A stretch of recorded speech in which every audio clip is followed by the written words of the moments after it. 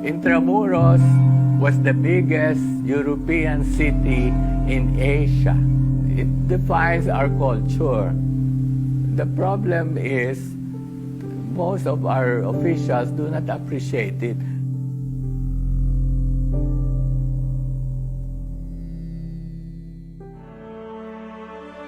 It's important because it's part of our history, part of our heritage, and one of the few physical evidences remaining of the Spanish period of Philippine history. There are many good stories about Filipinos, people who headed the construction of the walls. The carvers were Filipinos also.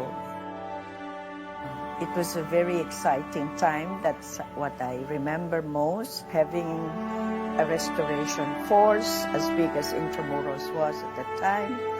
Well, didn't exist anywhere in the country. When we came into Intramuros to work, what are we restoring? We do not know. How did it look, except for the ruined walls? That's why we have to dig pictures and pictures and pictures just to be able to provide a background. And in the early days, it was really a dead town. Even when Casa Manila was finished, we would make whatever pakulo just to bring in people. The greatest satisfaction I had was the presence of a good team because basically the three of us were the ones who set the initial directions of the Intramuros administration.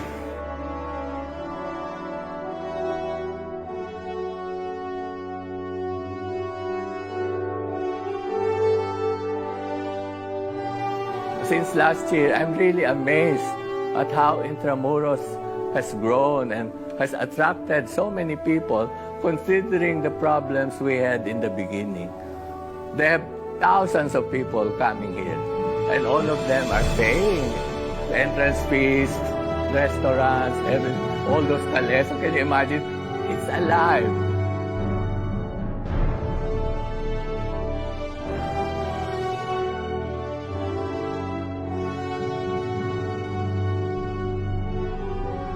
You have many people saying that Intramuros should not be preserved because it is a colonial memory and that should be erased. I don't think so.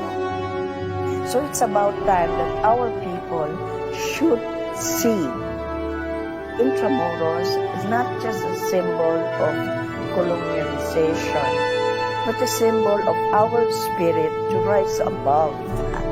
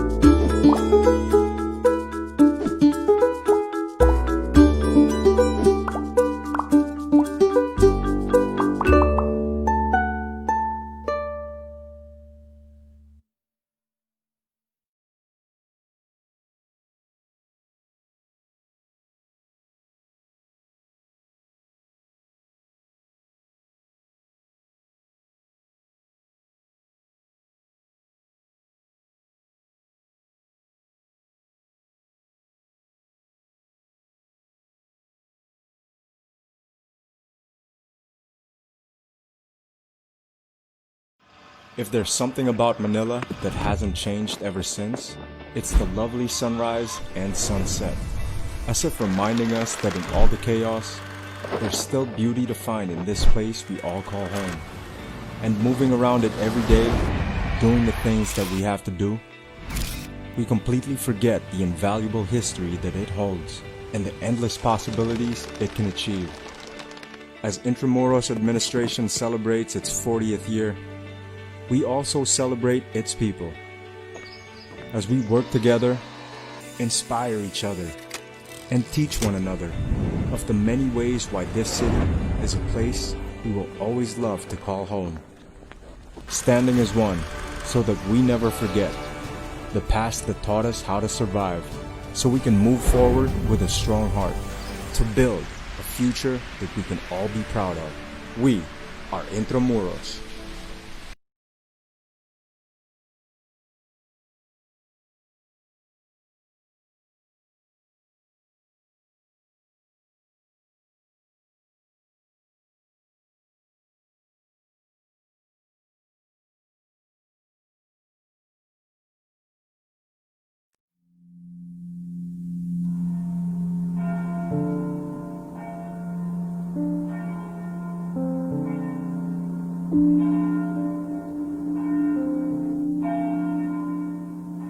Intramuros was the biggest European city in Asia. It defines our culture. The problem is most of our officials do not appreciate it.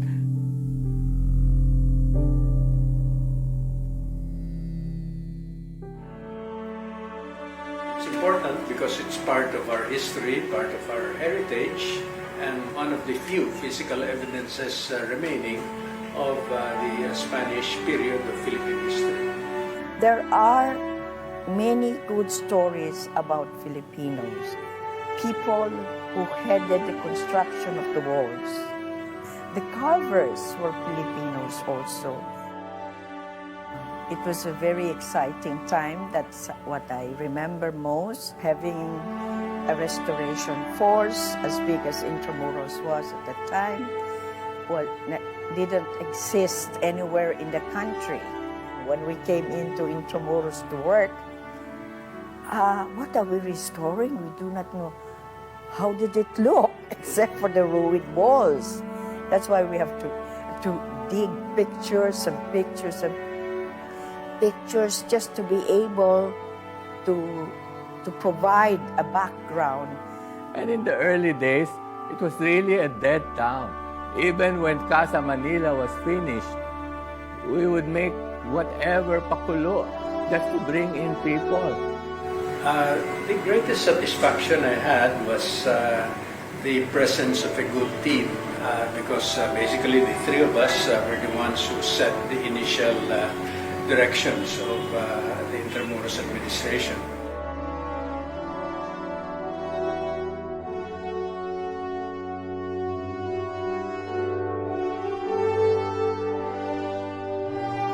Since last year, I'm really amazed at how Intramuros has grown and has attracted so many people considering the problems we had in the beginning. They have thousands of people coming here, and all of them are paying entrance fees, restaurants, all those cales. Can you imagine?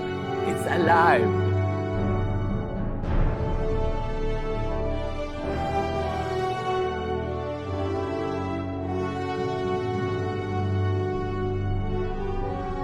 You have many people saying that Intramuros should not be preserved because it is a colonial memory and that should be erased. I don't think so. So it's about time that our people should see Intramuros as not just a symbol of colonialization, but a symbol of our spirit to rise above that.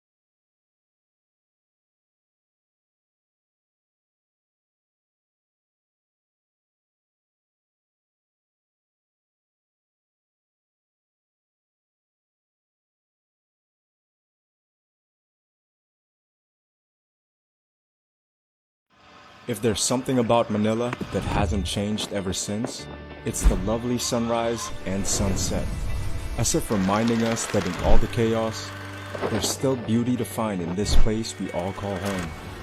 And moving around it every day, doing the things that we have to do, we completely forget the invaluable history that it holds and the endless possibilities it can achieve.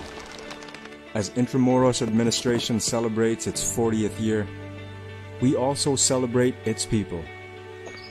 As we work together, inspire each other, and teach one another of the many ways why this city is a place we will always love to call home. Standing as one so that we never forget the past that taught us how to survive, so we can move forward with a strong heart to build a future that we can all be proud of. We are Intramuros.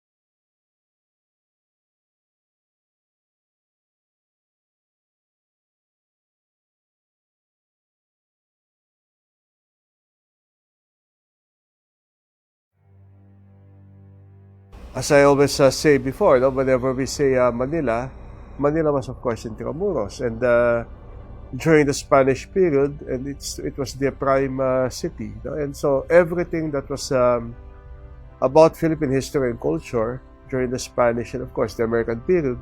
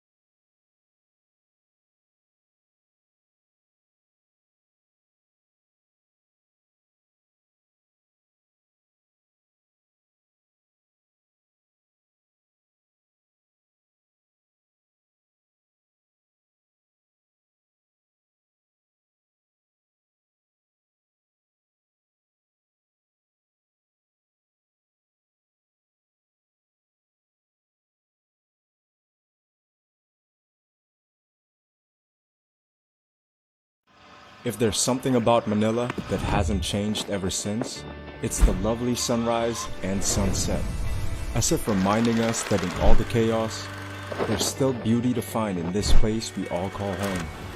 And moving around it every day, doing the things that we have to do, we completely forget the invaluable history that it holds and the endless possibilities it can achieve. As Intramuros administration celebrates its 40th year, we also celebrate its people. As we work together, inspire each other, and teach one another of the many ways why this city is a place we will always love to call home. Standing as one so that we never forget the past that taught us how to survive, so we can move forward with a strong heart to build a future that we can all be proud of. We are Intramuros.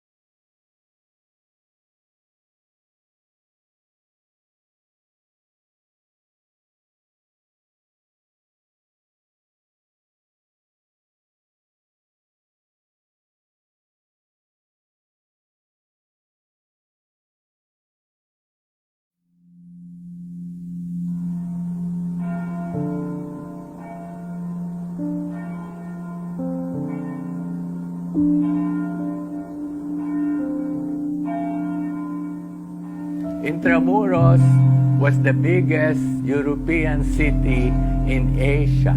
It defines our culture. The problem is most of our officials do not appreciate it.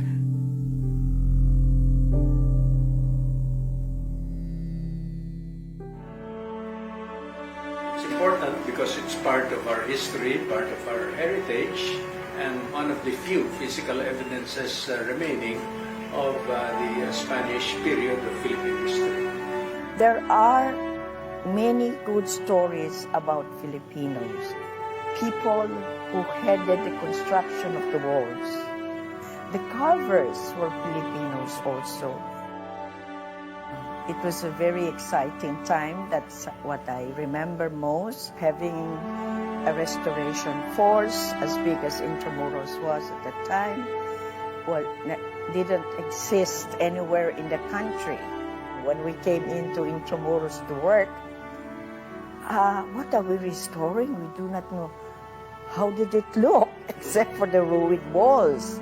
That's why we have to dig pictures and pictures and pictures just to be able to provide a background. And in the early days, it was really a dead town. Even when Casa Manila was finished, we would make whatever pakulo just to bring in people. The greatest satisfaction I had was the presence of a good team because basically the three of us were the ones who set the initial directions of the Intramuros administration.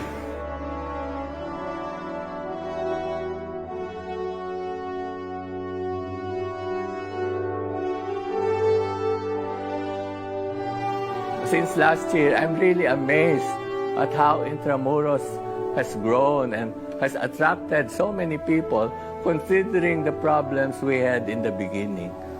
There have thousands of people coming here and all of them are paying the entrance fees, restaurants, all those cales. Can you imagine? It's alive.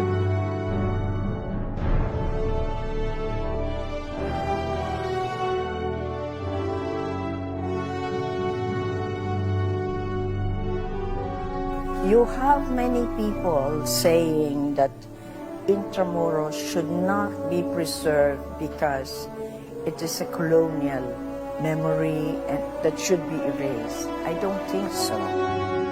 So it's about time that our people should see Intramuros as not just a symbol of colonialization, but a symbol of our spirit to rise above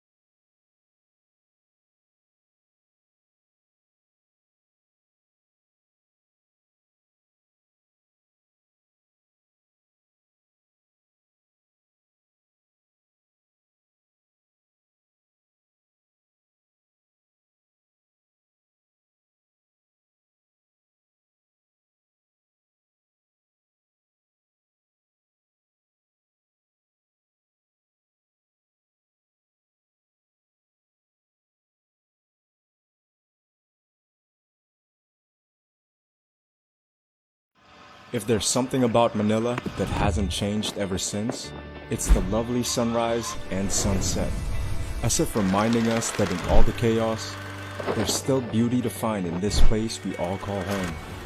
And moving around it every day, doing the things that we have to do, we completely forget the invaluable history that it holds and the endless possibilities it can achieve.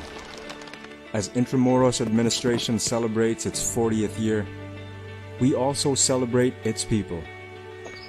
As we work together, inspire each other, and teach one another of the many ways why this city is a place we will always love to call home. Standing as one so that we never forget the past that taught us how to survive, so we can move forward with a strong heart to build a future that we can all be proud of. We are Intramuros.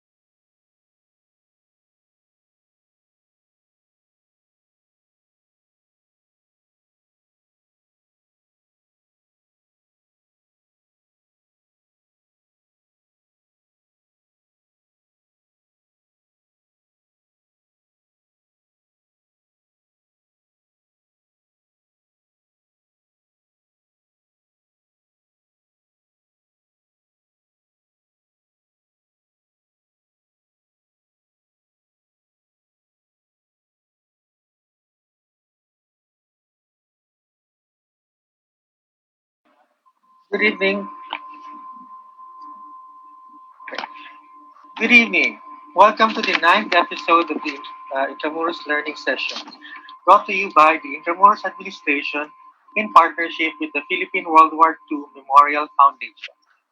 Our episode for this evening is titled 1945 Battle of Manila, the Intramuros Experience. So as I said, this is already our ninth episode, and if in case you missed our previous episode, you can always go back to uh, our to our previous session. So you can go to our YouTube channel and go to Intramuros Administration. The link is available in the description section of our Facebook of this live broadcast. And don't forget to subscribe as well. So click subscribe Intramuros Administration at YouTube. Also, while you're at it, follow us. So we are available in Facebook, Twitter, and Instagram. So don't miss out on our latest updates, our latest events, and uh, everything to know about Intramuros. So, and we are also available now in Google Arts and Culture. Uh, just click in Intramuros Administration and you will get to see our digitized collection from the museum. So, it's a nice way of traveling from home. So, go to our Google Arts and Culture for a glimpse of our museum. And don't forget to share. And you can use this hashtag, our official hashtag, we are Intramuros. So here are some reminders first. So before we start, if you'd like to ask questions, you may send it through the Q&A button, which is also found in the lower portion of the screen. If you are viewing on FB, you may send your questions in the comment section. Please note that we will do our best to accommodate all the questions, subject to the availability of our speakers should we exceed the time limit. Only those who have successfully registered and viewed on Zoom will be eligible to get a certificate. A feedback form will be emailed to you after the session, and the certificate will be sent within a week. If you are unable to attend the webinar, please let us know now so you can get a slot to another registrant. Ensure that your audio is okay. Wear your reliable set of headphones. Don't be shy don't be shy, you can ask questions and get yourself comfortable and enjoy. So I would now like to call on the administrator of Intramuros who will introduce for us today our speakers and our guest of honor. Administrator. Good evening. Tonight is a special episode of the Intramuros Learning Session. We will have three special guests in one episode who will tell us a narrative of a seemingly forgotten chapter in our history as a people, the Battle of Manila during the Second World War. We begin tonight's episode with a welcome remarks by the Philippines Department of Tourism Secretary, who is an advocate of heritage, culture, sustainable tourism, and history. Secretary Bernadette Romulo Puyat. Madam Secretary. Yes, thank you, Administrator Gilier, Mr. James Scott, Ms. Desiree Benipayo Abad Santos, Professor Ricardo Jose. Last February, we commemorated the 75th year of the Battle of Manila, along with members of the diplomatic corps, families of the veterans and civilians who died, and members of the armed forces of the Philippines. We held a meaningful ceremony in Intramuros, Manila, to honor the lives of those who fell during those tumultuous days. One of those who will speak today, James Scott, was supposed to be in Intramuros just a few days after that to deliver a talk, but sadly the current situation prevented him from doing so. So we're happy you're with us right now. War is a tragedy, and as everyone knows, there are no victors in it. Sounds of triumph and liberation may be trumpeted, but at what cost? Lives will never be the same again after it. The narrative should therefore be not just of the victors, but also the victims as well. It is from their eyes that we should see the perspective of any senseless violent action. Today, we again remember the narrative, but in doing so, let us not forget to give face to the stories that we will be hearing. For this is how we should honor them. The current challenge we confront now as nations may seemingly be testing our resolve and character. It may seem to pale in comparison to the tragedy that befell our country 75 years ago, but this is the generation that should learn from all of these. We in the Department of Tourism are confident, however, that the resiliency of the Filipinos will rise above this. and the relations that we have with other countries will sustain this. May this episode of the Eye inspire us all to take action. Let us remember the lives and youth lost in the battles, but in remembering them, let us not forget the reasons why they did so as well. Thank you and mabuhay. Thank you, Secretary. Thank you. Thank you, Secretary. Thank you. Again, the administrator who will introduce for us the speakers for today. Thank you again, Secretary, for accepting our invitation. So we have three resource persons tonight. Let me start by introducing Professor Ricardo from the University of the Philippines, Diliman. He holds a BA in History and an MA in History from the University of the Philippines and a PhD in History as well from the University of Foreign Studies. He has authored numerous books, and his accolades include the Outstanding Young Scientist Award, and recently he was awarded the Metrobank Foundation Outstanding Filipino in Teaching in 2019. Thank you, Dr. Jose, for accepting also our invitation again. My pleasure. Thank you.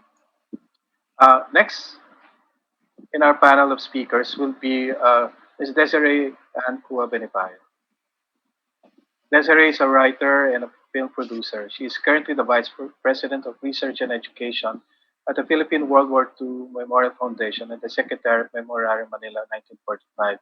She is the author of Honor, The Legacy of Jose Abad Santos, which was recently awarded the Best Book of Nonfiction Prose in English in the 2019 National Book Awards. She also produced, along with her husband, the film documentary adaptation of the same book, which received the highest rating by the Philippine Cinema Evaluation Board of A. Thank you, Ms. Des. Thank you, Attorney G. A pleasure to be here. And lastly, we have our special guest as well, James Scott. James is the former Nieman Fellow of the Harvard University. He's the author of Rampage, which was named one of the best books by the editors of Amazon, Kirkus, and Military Times, and was chosen as a finalist for the prestigious Gilder Lehrman Prize for Military History by the New York Historical Society. His book, Target Tokyo, was a finalist as well for the Pulitzer Prize for History. Again, thank you, James, for accepting our invitation. Thank you for having me.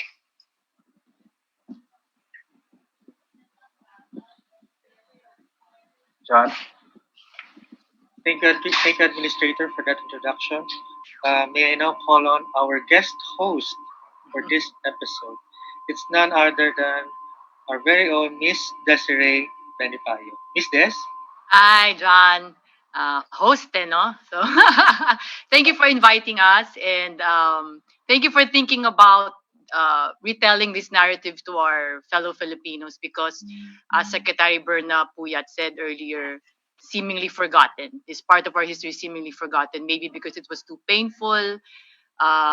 People would just want to forget the pain of the past. But it's important for our generation and the younger generations to know about this. We must learn the lessons of war so that we won't repeat it. So, in talking about the Battle of Manila, it's important to revisit what Manila was like, because only in truly understanding what we lost will the loss truly make sense. So Manila was dubbed as the Pearl of the Orient. It boasted scenic tree-lined boulevards and majestic government buildings, and where afternoons ended in glorious sunsets over its famous Manila Bay. Social life was not wanting, as we had posh and ritzy clubs, which paralleled those of any other European nation, and made Manila as cosmopolitan as any other cities abroad. Economy was good. Economy was on the rise. Times was good, and but the war brought about change. And I would remember Dr. Jose, my parents or the older generation would always refer to the peaceful time or peacetime as pre-war. It's always like that. It's like the war was like a dividing line. So when was this? This was pre-war, or was this after the war? So the war became a dividing line, a very important period in our history. So the older folks even claim, may nakausap ako dati, who even said that sunsets were better pre-war, before the war.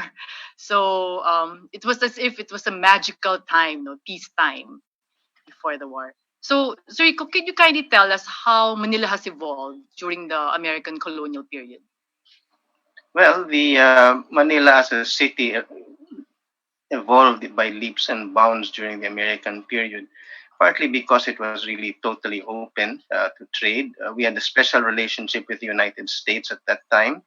So American products were coming in very easily, and our products, our sugar particularly, was going to the United States. So people were making money. There was a lot of it was a cosmopolitan atmosphere.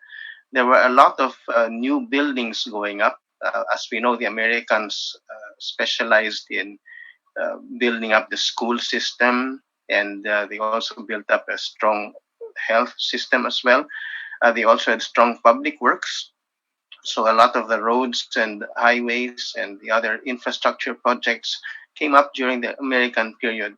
One point we must note before the war was that before the war, the Philippines was already on the road to independence, because in 1935, we had the Tidings-McDuffie Act had been passed, and the Philippines had become a Commonwealth in 1935, in which case there was a 10-year transition period where the Philippines would become independent in 1946. So there was a very optimistic attitude at that particular time that the Philippines was going to get its independence. The economy was doing quite well since it was cosmopolitan. We were friends with everybody. And then that's when other problems came in. We'd have the war in China, and then World War II in Europe in 1939. Those brought out war clouds. But still, the atmosphere in Manila was very, it was exciting. It was indeed peacetime. Cost of living was low. The transportation system worked. There was a lot of optimism in the air at that particular time. And then that's when the war came.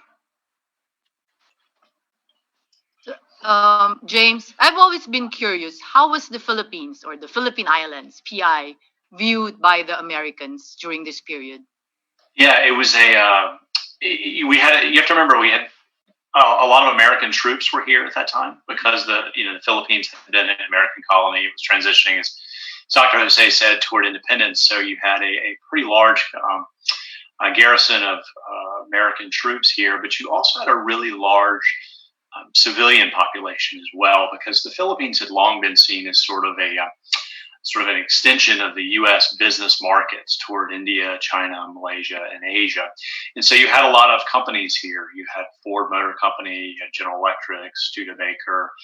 So you had their overseas representatives here and salespeople, their families. And so it really had a great reputation for,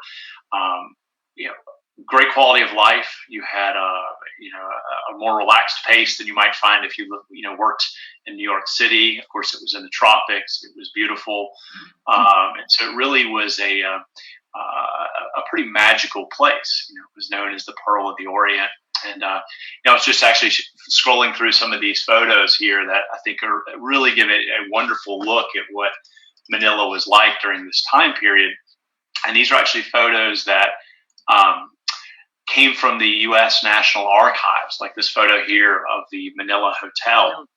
And these were all shot during the 1930s. It gives you a sense of sort of the architecture and sort of the street scenes and things like that of what you might have seen during that time period. But it was really a magical place, of course, leading up to those days of World War II. And then tragically, like so much else in the world, that ended with the attack on Pearl Harbor and the invasion of the Philippines.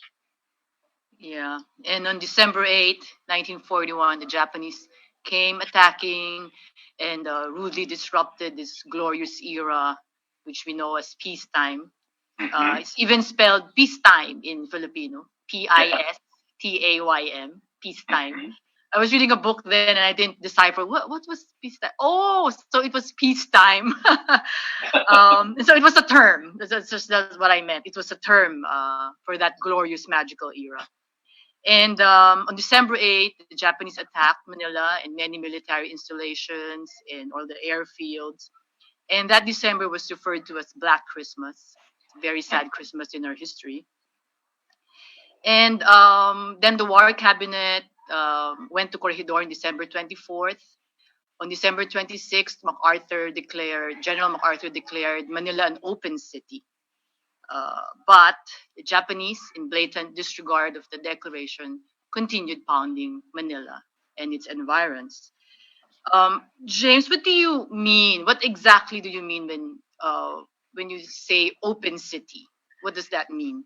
Yeah, an open city means you're essentially taking that place off of the battlefield. You're declaring to the world that you're not going to contest, you're not going to fight for that place.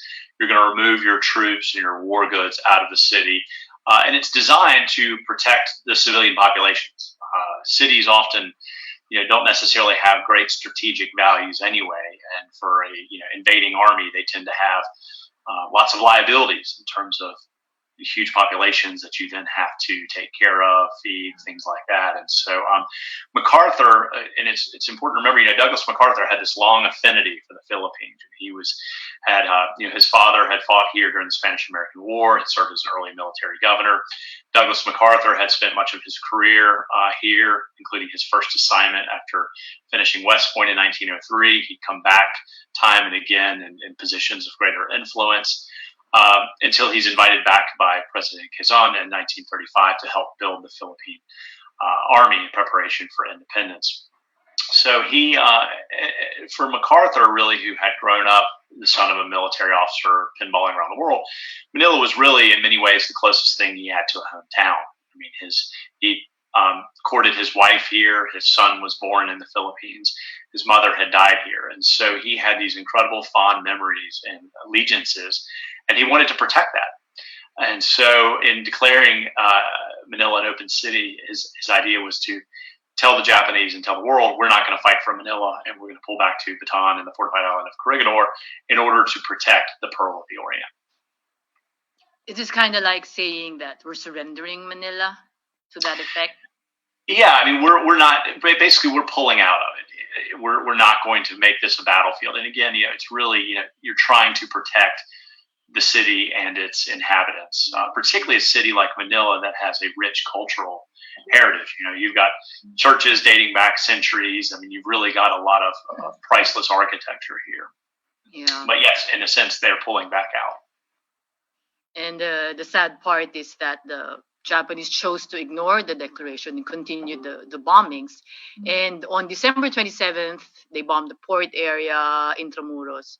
Dr. Jose, could you tell us more about the bombings of that late December and what destruction, what damages were incurred in Intramuros? Yeah, well, to go back a little bit, when the war started, I think people knew that war was coming sooner or later because it had come to China, it had come to Europe. There was still a sense of optimism because the Philippine army had been mobilized into the U.S. Army. The USAFE was created under General MacArthur. So there was still a sense of optimism that the war would only last for 2 weeks, that by Christmas it would all be over. Besides, there was the feeling that the United States was so great. The Americans had in fact sent bombers, they had sent reinforcements that people in Manila had seen. And so there was that kind of confidence that the US would not let the Philippines down and that the war would be won right away. The shock was that the Japanese bombed Manila within 24 hours of the war. Not the city proper, but Parañaque, Nichols Field. That was our first exposure to war. A major war had not occurred in the Philippines since the Philo-American War. So there had really been a period of peace for almost 40 years. Now that bombs were actually dropping on Manila, this created panic among some people, although others did feel that the Americans would not let the Philippines down. So that picture of fire and smoke, that's Cavite Navy Yard that was hit on December 10.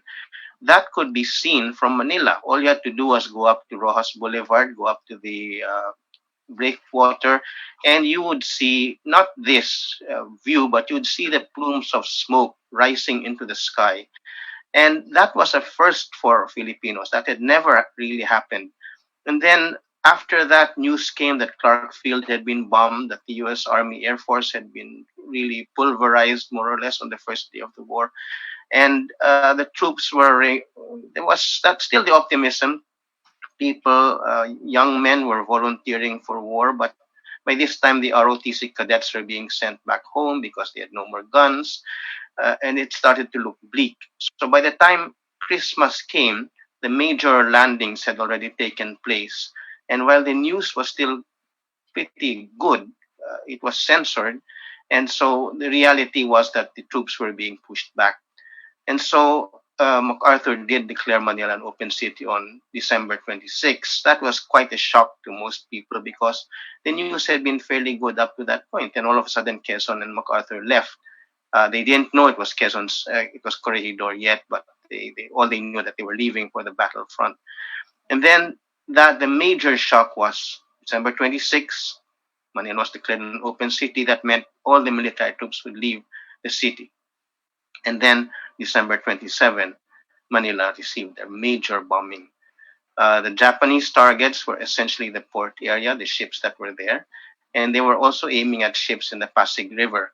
But some of the bombers couldn't aim very well, or probably deliberately missed the ships on the Pasig River and hit parts of Intramuros. If you look at the map of Manila, you would see that Intramuros is right next to the Pasig River, and the bombs which landed short of their targets landed in Intramuros. What was especially tragic on December 27 and 28 and 29 was that these bombs 27, for example, Santo Domingo Church was bombed. No, that's a later picture. That's for later on. But yeah, I'm just showing it. Santo Domingo Church was bombed, and that was reputedly the most beautiful church in Intramuros, and that was hit, and it was almost totally destroyed. Fortunately, some of the objects in the church were saved because the vault was not damaged. But the fire in Santo Domingo Church also spread to Santa Catalina College and Santa Rosa College. So these schools were reduced to ruins very quickly. And we have pictures of nuns there coming out, crying at the loss of their schools and everything else. And then by December 28 and 29, you had other buildings getting hit. The Intendencia building, which housed the Bureau of the Treasury, at that time, that was hit very badly. And then the Herald building, or the newspaper building of the BMHM chain, that was also hit, and that was burned to the ground. So these were serious blows to the Filipino psyche, and especially to Intramuros, because this meant that these very historic buildings were going up in smoke, and that led to evacuation. People actually saw bodies on the ground for the first time, and this showed the residents of Manila this is what war was like. Yeah, and I also read some accounts where they said that people fleeing the buildings were targeted by the bombers. This have been so, huh? Yeah. And then so after these bombings, so recorded major landings in Pangasinan, and then so on January 2, 1942, the Japanese came marching in proudly to start the reign of terror. So they came in unopposed in Manila and started the 3.5-year reign, where every Filipino lived in fear. It was a very repressive time of our history. So James, how would you say did the entry of the Japanese or the reign change the life of the average Filipino? Could you cite some examples? Yeah, the Japanese occupation, I think, of the Philippines is one of the most tragic stories of World War II, because it's they totally mismanaged. They came in and they eliminated many of the schools, reduced the schools, reduced the jobs, eliminated many of the government positions, installed their own sort of government there. But then at the same time, they so poorly mismanaged the economy that it really collapsed over that 3.5-year period. They took a lot of the heavy machinery that was here in the Philippines for farming, and they shipped it back to Japan. They looted the department stores, the warehouses. You literally had Japanese officers living in some of the nicest homes in Manila. Pedestrians would be out walking down the street and be stopped. They would be harassed, subject to slapping, forced to bow. people would have their vehicles taken by the Japanese as well. So it really it becomes this sort of 3.5 year slide, if you will, towards these indecencies and things like that, to a real struggle for survival. And I'll put up a photo here of because as the economy is so mismanaged, you really have there's no more importation of goods. There's no more shipments arriving here and in the Philippines, and so it becomes pretty desperate. You see the rise of a bartering culture, sort of the buy-sell markets, where literally anything and everything was tradable or saleable. You had, including children. That's one of the more tragic things. Families unable to take care of their children literally abandoned them to orphanages or sold them to wealthier families, hoping that they might be able to take care of them. You had a rash of grave robberies, of people literally digging up graves, trying to find anything they could that they might be able to sell, dentures, eyeglasses, even clothing. You had people before they would have a burial, they would actually, there's one of the diary accounts I read of a family actually just cutting up the clothing of the woman who was about to be buried because they didn't want grave robbers to try and take the clothing off of the body in order to resell it. By the end of 1944, you really see widespread starvation. Bodies are literally piling up in the streets. On average, one of the accounts I read, it was about 500 people a day starving to death in the city of Manila. And so it really was a very desperate, perilous time for people in the Philippines.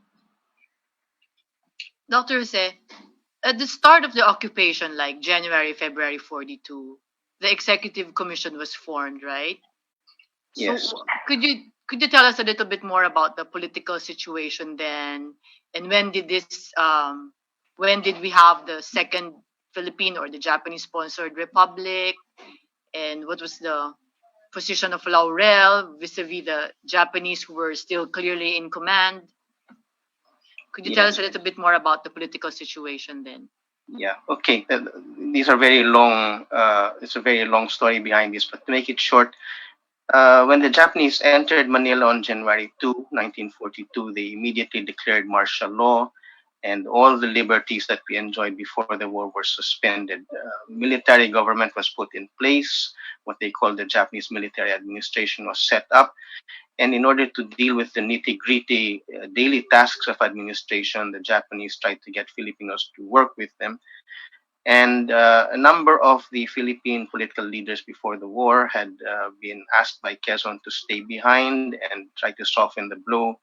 And so some of them did respond to the Japanese call, and what was created was the so-called Executive Commission. But it was basically that Executive Commission. The Japanese called all the shots, so it just carried out the orders. Then, in order to try to win Filipino allegiance, the Japanese tried to lure the promise of independence before the Americans would grant it. And if things went on well, that is, proclaim independence. And to set the road for that, they created a semi-political party called the Kapisanan sa Paglilingkod sa Bagong Pilipinas, or the Kalibapi. And then they created a commission to draft a new constitution. And based on that constitution, they created the so-called Second Philippine Republic. Laurel became president of this. He was not directly elected. The constitution of that time said that Filipinos would indirectly, through the Kalibapi, elect the members of the National Assembly. Then the National Assembly would choose the president. So Laurel became that. But when Laurel became president, the Japanese thought they could use him, they could manipulate him, but he was very nationalistic. He was very nationalistic even after the war, and he tried to stop the Japanese controls wherever he could. Of course, he did not have very much leeway because the Japanese controlled transportation, fuel, and basically everything else. But he did try to establish Philippine sovereignty wherever he could. And is it true that Laurel tried to stop the conscription of the Filipinos, Rico? Yes. Well, of course, when the Americans did start raiding Manila, the Japanese forced him to declare war, which he did not. He declared instead a state of war, the existence of a state of war, and right after that declared that there would be no conscription of Filipinos. Filipinos would not fight in that war, which made it a totally empty statement. Right. So fast forward to 1944. By late 44, things were already deteriorating. Japanese defeats in the Pacific were piling up. And by September 44, air raids began here in the Philippines. And by October, MacArthur had fulfilled his promise of I shall return, landing in Leyte in October 20, 1944. Dr. Se, what was of course, the Japanese knew that the inevitable has come. The Americans have returned. Did they have like a military plan in the defense of the islands? Could you share to us a little bit more about the Japanese command during this time? What was their strength? Did fresh troops arrive from Japan, and etc.? For the bulk of the occupation period, the Philippines was in it was a rear line position. By June 1944, the Americans had reached Saipan, Tinian, Guam. They had reached the Marianas Islands. And because of that, the Philippines, in order to build up the defenses, they brought in General Yamashita, here in the picture, who was kind of frozen in Manchuria during most of the war. And they felt he could create a miracle and help Japan win the war by resisting the Americans if they came back. So Yamashita arrived here. His chief of staff arrived shortly thereafter, but the Japanese here were not prepared to do any major fighting at that particular point. When the American approach seemed inevitable, the air raids came in, the Japanese began to send reinforcements, and especially after the Leyte landing, they sent their best troops to the Philippines. It's also at that time that the desperate weapon called the kamikaze, or the suicide pilots, came about. That started here in the Philippines as a way to curtail the American advance. So the Japanese did have plans, but there were two major problems in these plans. One was the rivalry between the Japanese Army and the Japanese Navy was very strong. The two of them hardly ever collaborated in joint operations. And then the second point was that Yamashita had his own ideas for the defense of the Philippines, and that was to defend the mountain areas, tie down American troops, while giving up the coastal areas. Now, Tokyo, and through Tokyo, the senior commander of General Yamashita, Field Marshal Terauchi, who was in Manila at that time, told Yamashita that the beaches would have to be defended and that no going up into the mountains. So it was beach defense all the way. So you have these conflicting points of view. How many were they here in Luzon? Sorry, the Japanese troops in Luzon alone. By 1944, you had there was one full division throughout the war, which was reinforced by a number of brigades. But by late 1944, you had probably 4 or 5 divisions in Luzon. One of them was the elite 2nd Tank Division, which came all the way from Manchuria with its tanks. So they were sending their best troops here. Now, what happens in Leyte is that Tokyo would want everyone to be sent to Leyte, and that's where many of them were killed. After the defeat in Leyte, that's where Terauchi pulled out. That's where Tokyo realized that the beach defense thing, defending Leyte, was a failure. And so Yamashita was given that opportunity to pull his troops up into the mountains and stage a long defensive campaign there. But again, you have this Army-Navy rivalry, and the Navy would not accept going to the mountains. They would insist that Manila be defended to the death. So Manila was delegated to the Navy, the Manila Naval Defense Force. Right? Yes. Yeah, so This is Rear Admiral Sanji Iwabuchi. and oftentimes called the Butcher of Manila. James, could you tell us more about him and why he seems so hardcore?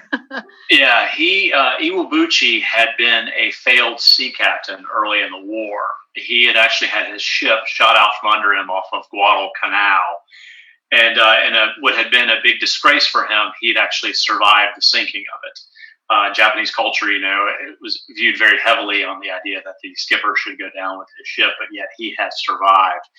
And he had sort of suffered through a number of desk jobs after that throughout much of the rest of the war, until the deaths of so many other more capable seafaring officers led to his career resurrection, and he was sent to the Philippines, where he was in charge of the Manila Naval Defense Force, which was really just a small group of approximately 17,000 naval landing troops and sailors there in Manila. And so he, Yamashita had, as he had done in Singapore, really wanted to sort of use the landscape to his advantage, as Dr. Jose said. And so he had sort of wanted to pull back into the mountains and into the jungles and sort of fight a protracted guerrilla war, with the idea being to really bog down Macarthur and American troops, in march north to the homeland. I mean, in fact, Yamashita had told his men, if you can slow up the Americans by a day or even half a day, you've done a great job.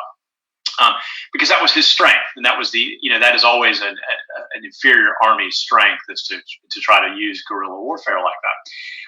But Iwabuchi had a whole different idea, and that he really wanted to turn Manila into an urban bloodletting. He wanted to make it the Pacific's equivalent of Stalingrad, where, of course, the Russians had held down the Germans in a bloody, costly battle. And so that was sort of what his plan was. And so even though Yamashita had ordered folks to pull out and to fight that, he kept holding back and saying, my mission is to blow up all the port facilities and I'm going to carry out that mission. And as Dr. Jose said, this sort of rivalry between the Navy and this sort of reluctance to want to tread on the other's turf kind of led to Yamashita's and other senior army officers' sort of willingness to allow him to kind of stay and continue to carry out his orders.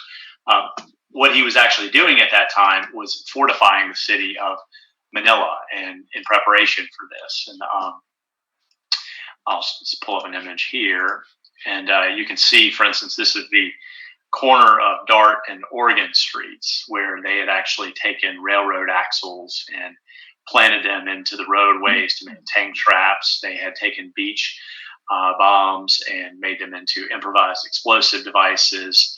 A lot of the same type of stuff you see common today in fighting in the Middle East in places like Iraq. And then all of this, of course, is sort of covered by this pillbox here in the top right-hand corner. And so about 50 intersections throughout central Manila were prepared like this for this urban siege. And in addition to that, they had also gone in and taken over many of these large concrete and steel reinforced buildings, the post office, city hall, agriculture, finance building, legislature, because these were, of course, these were modern construction designed to withstand hurricanes and typhoons, and were perfect places to have a fortress, if you will. They dug in the basements, they dug artesian wells, they buried food supplies, they even dug tunnels out to little outposts where they could watch the incoming troops. And they also, even inside these buildings, went so far as to barricade passageways, to sort of build staggered walls so that any incoming troops would have to sort of thread their way through them. So really just amazing creativity to be able to do what they did in the relative short period of time that they did it. Yeah. I'll show a photo right now. This is one of the, as you saw at Dart and Oregon streets, this is actually a photograph of one of those intersections. Oh, wow. And you can see here the upright poles, and you can see that they've taken sort of two vehicle bodies and sort of blocked the intersection, and you can see they're anchored. If you look on the tree on the right, the big cable there is helping to anchor everything in place. Mm-hmm. So this is what an incoming army would have to face in order to get into the heart of Manila. Wow. Hardcore. Mm-hmm. Yeah, Dr. Jose, that's Pedro corner Taft Avenue. Incidentally, that building is still there. this Is it really? building, Oh, right. which part is it, Dr. Jose? Pedro Hill corner Taft. Oh, Yeah, that building is still there, but you can hardly see it because of the LRT. I see. What was the old name of Pedro Hill? Was it Uh, Heran? it was Heran. Heran, It yes, was yes. Heran. Uh-huh. Dr. Jose, did Yamashita entertain any thoughts of declaring Manila an open city like what MacArthur did? Did he have those thoughts, or was he advised that by President Laurel?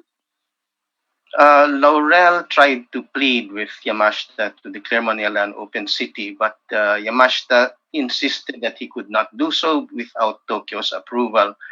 So the difference between December 1941 and December 1944 was that MacArthur and Quezon were here. They were the head of state and the commanding general of the whole army.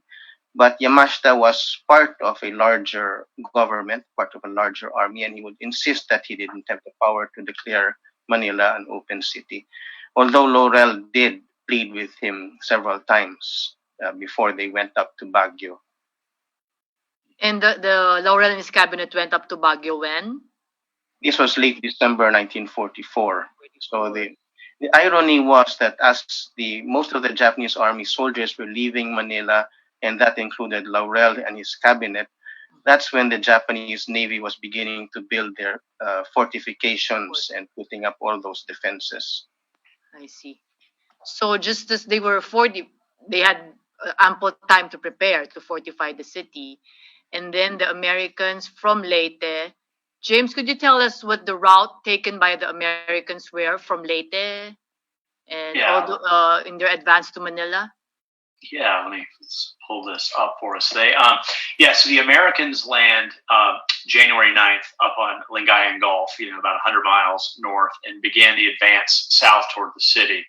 Other troops then came ashore there, other American troops across Bataan and sort of coming in. And then, of course, the 11th Airborne lands south of the city and is driving up. What you're seeing on the screen now actually is sort of the breakdown for how they were looking to enter and take the city once they got here. Of course, the American troops reached Manila on February 3rd. In the evening of February 3rd, they go to Santo Tomas, which is the big internment camp, and they go to Malacan Palace. And then at that point, then they sort of carve up the city, as you can see here, with the 37th Infantry is going to advance in from the north. They're going to cross the river and sort of swing toward Intramuros. The 1st Cavalry is also going to be coming in from the north, but they're going to sort of swing out and envelop the city from the east. And the 11th Airborne then is going to drive up from the south and close the city's back door. And at that point, it's going to be a matter of compressing the Japanese in a tighter and tighter area. And the Japanese, of course, they had divided up their forces into sort of a northern, central, and southern commands.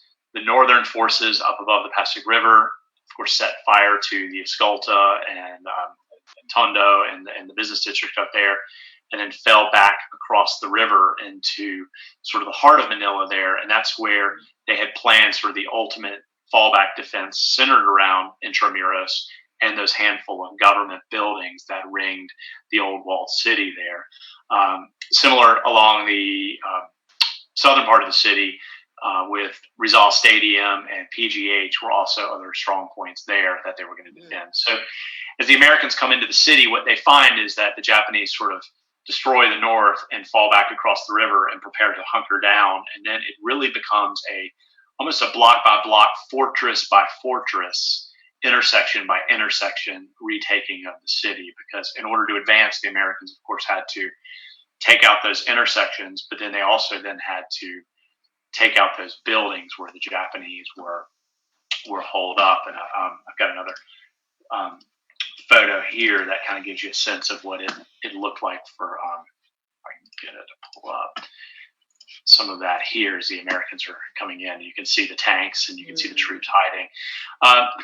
One of the Major Chuck Hen, who was one of the infantry officers, said literally, the big buildings would become one of the biggest obstacles because the Japanese could use the higher floors to target the advancing troops. They could shoot down on them. They had the advantage. They also could drop Molotov cocktails from up above, and that it really left the Americans with no choice but to have to blast the buildings and sort of work their way up floor by floor in an effort to take out the Japanese there.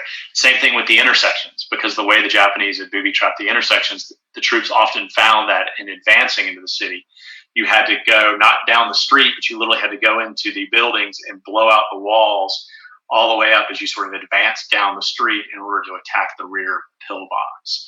So these fortifications really made progress slow for the advancing troops. One thing, too, to note is that this was the first time these troops had fought an urban war. Macarthur's troops were used to fighting on beaches and in jungles. They had come up from Australia through New Guinea, and so they were used to, storming beaches. They were used to, dealing with jungle traps, snakes, lizards, all that kind of stuff. And suddenly they're finding themselves here having to fight in these close quarters. Yeah. And it's a new skill set, one that they hadn't trained for. And you see the use of flamethrowers, and you see the use of satchel charges. They ended up forming 12-man assault squads who could then go in these small confined spaces and work their way floor by floor to retake these buildings. So it was a real effort by the Americans to sort of tactically figure out how to advance. Yeah. It was floor by floor, building by building battle. Yeah. Dr. Jose, what did the Filipino guerrillas play? What role did they play during the liberation? Well, the Filipino guerrillas' role in the Battle of Manila was on several levels. Firstly, they served as guides. The main columns that reached the University of Santo Tomas were guided there by a Filipino team headed by Manuel Colaico, who lost his life in the attack on UST. Other Filipino guerrillas also guided Americans through the different roads because the Americans didn't know which roads were passable still. And that was one thing the guerrillas were doing. The other thing that the guerrillas were also doing, they had been doing this before, was providing intelligence to the Americans, where the Japanese were, where the strong points were. And they had been doing this mostly since 1943 onwards. They'd been providing this kind of information, even down to what units and even who was staying in the Manila Hotel and so forth. And the third level of participation was that many guerrillas actually fought alongside with American soldiers. In some cases, in Chinatown, for example, you have the Chinese guerrillas liberating parts of Binondo. You have several Filipino guerrillas operating by themselves in Paco, for example. So some were working together with the Americans, some were working on their own, but basically that's it. The guiding, providing intelligence, and actual active participation. I see. Earlier on, we were talking about the Japanese fortifying the city in preparation for the coming of the Americans. And there were captured military orders in the field, Japanese military orders. Some of it were saying how they should fight to the end, they should do this via close combat, or suicidal missions, or infiltrating the enemy. Some orders talked about how they should blow up the bridges. But there are two, and other orders told them how to stock up on aviation fuel and use this as weapons. But there are two very chilling orders that I read about that sent shivers up my spine. So first is a February 13 order from the Kobayashi Group, which said, the Americans have penetrated into Manila with about 1,000 army troops, and there are several thousand Filipino guerrillas. Even women and children have become guerrillas. All people on the battlefield, with the exception of Japanese military personnel, Japanese civilians, and special construction units, will be put to death. All people on the battlefield. So they referred to Manila as the battlefield. And then another battalion order, dated around February 15, said that if the enemy infiltrates, be careful not to lose the opportunity of demolishing and burning buildings. When Filipinos are to be killed, they must be gathered into one place and disposed of with the consideration that ammunition and manpower must not be used to excess. Because the disposal of dead bodies is a troublesome task, they should be gathered into houses which are scheduled to be burned or demolished. They should also be thrown into the river. So it seems like all the atrocities done during the battle were actually ordered. They were not random acts. And sadly, the sad part when I was reading this is the realization that for them, Manila was a battlefield, a fighting ground. And so going back to the fortification, James, could you kindly tell us examples of fortifications the Japanese built in the weeks prior to the Americans' advance to Manila?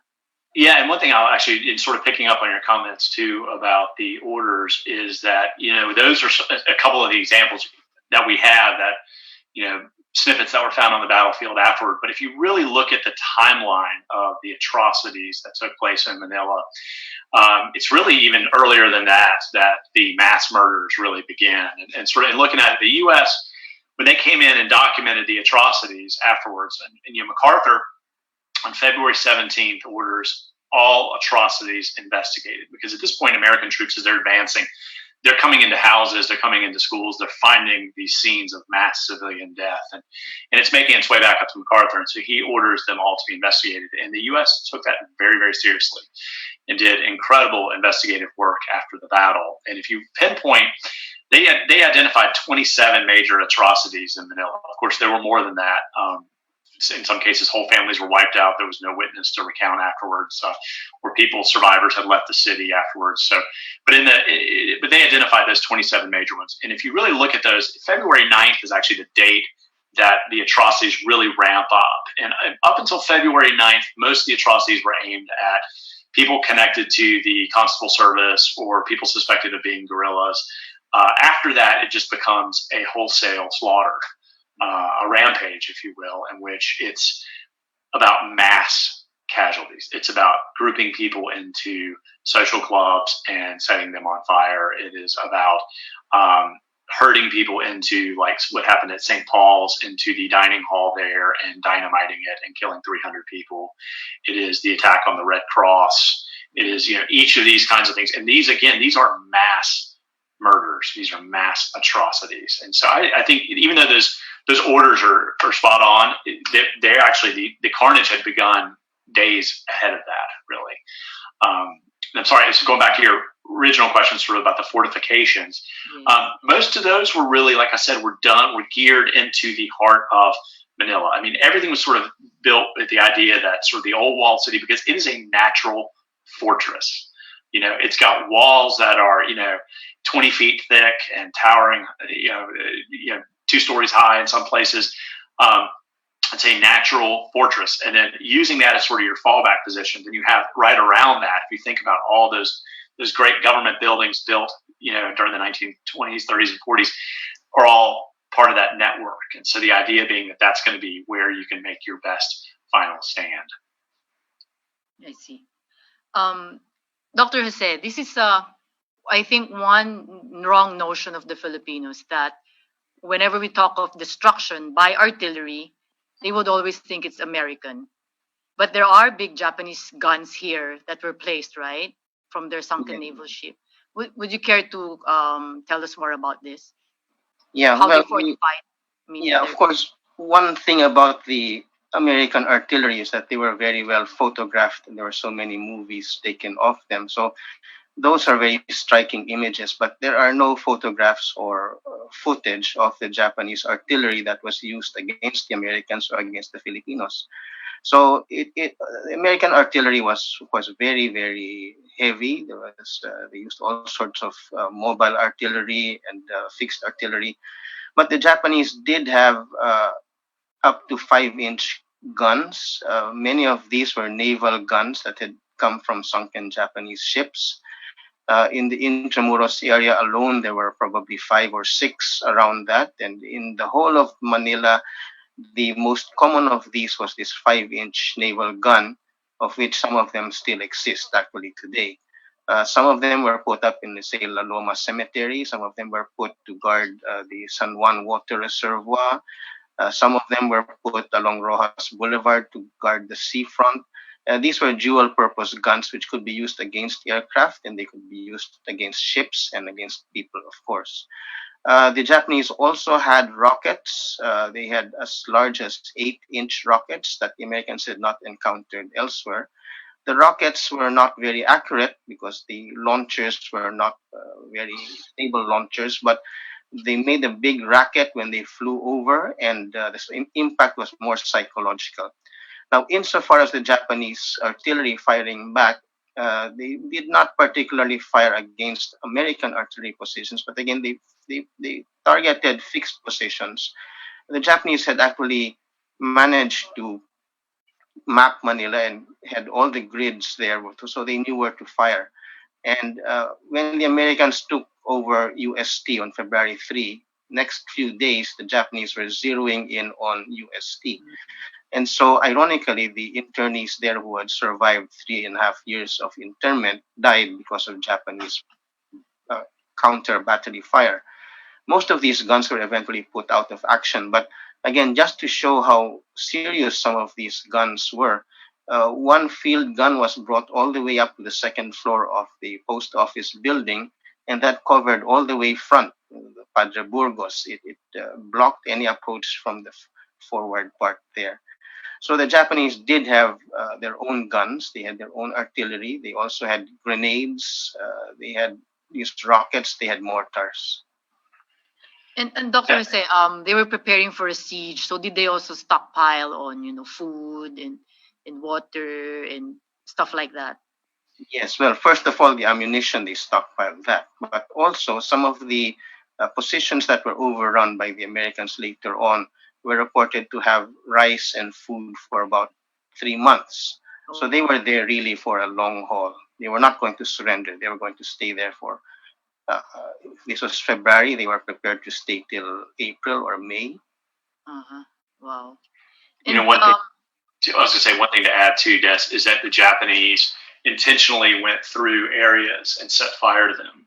They went north of the Pasig River through Tondo and set fire. And they brought in, gasoline. They brought in aviation bombs, blew up, the Crystal Arcade, blew up many of the buildings along the Escolta, and at the same time also went through many of the neighborhoods, Ermita, Malate, and set fire literally block by block, home by home, using sort of incendiary squads to try and burn out those areas. So I'm just showing up a couple photos here of some of the fires, but so there was a lot of intentional destruction that way as well. Yeah, very sad. Crystal Arcade was kind of like a little bit brand new at that time. It was, yeah, beautiful building. Beautiful buildings in Manila. Yeah.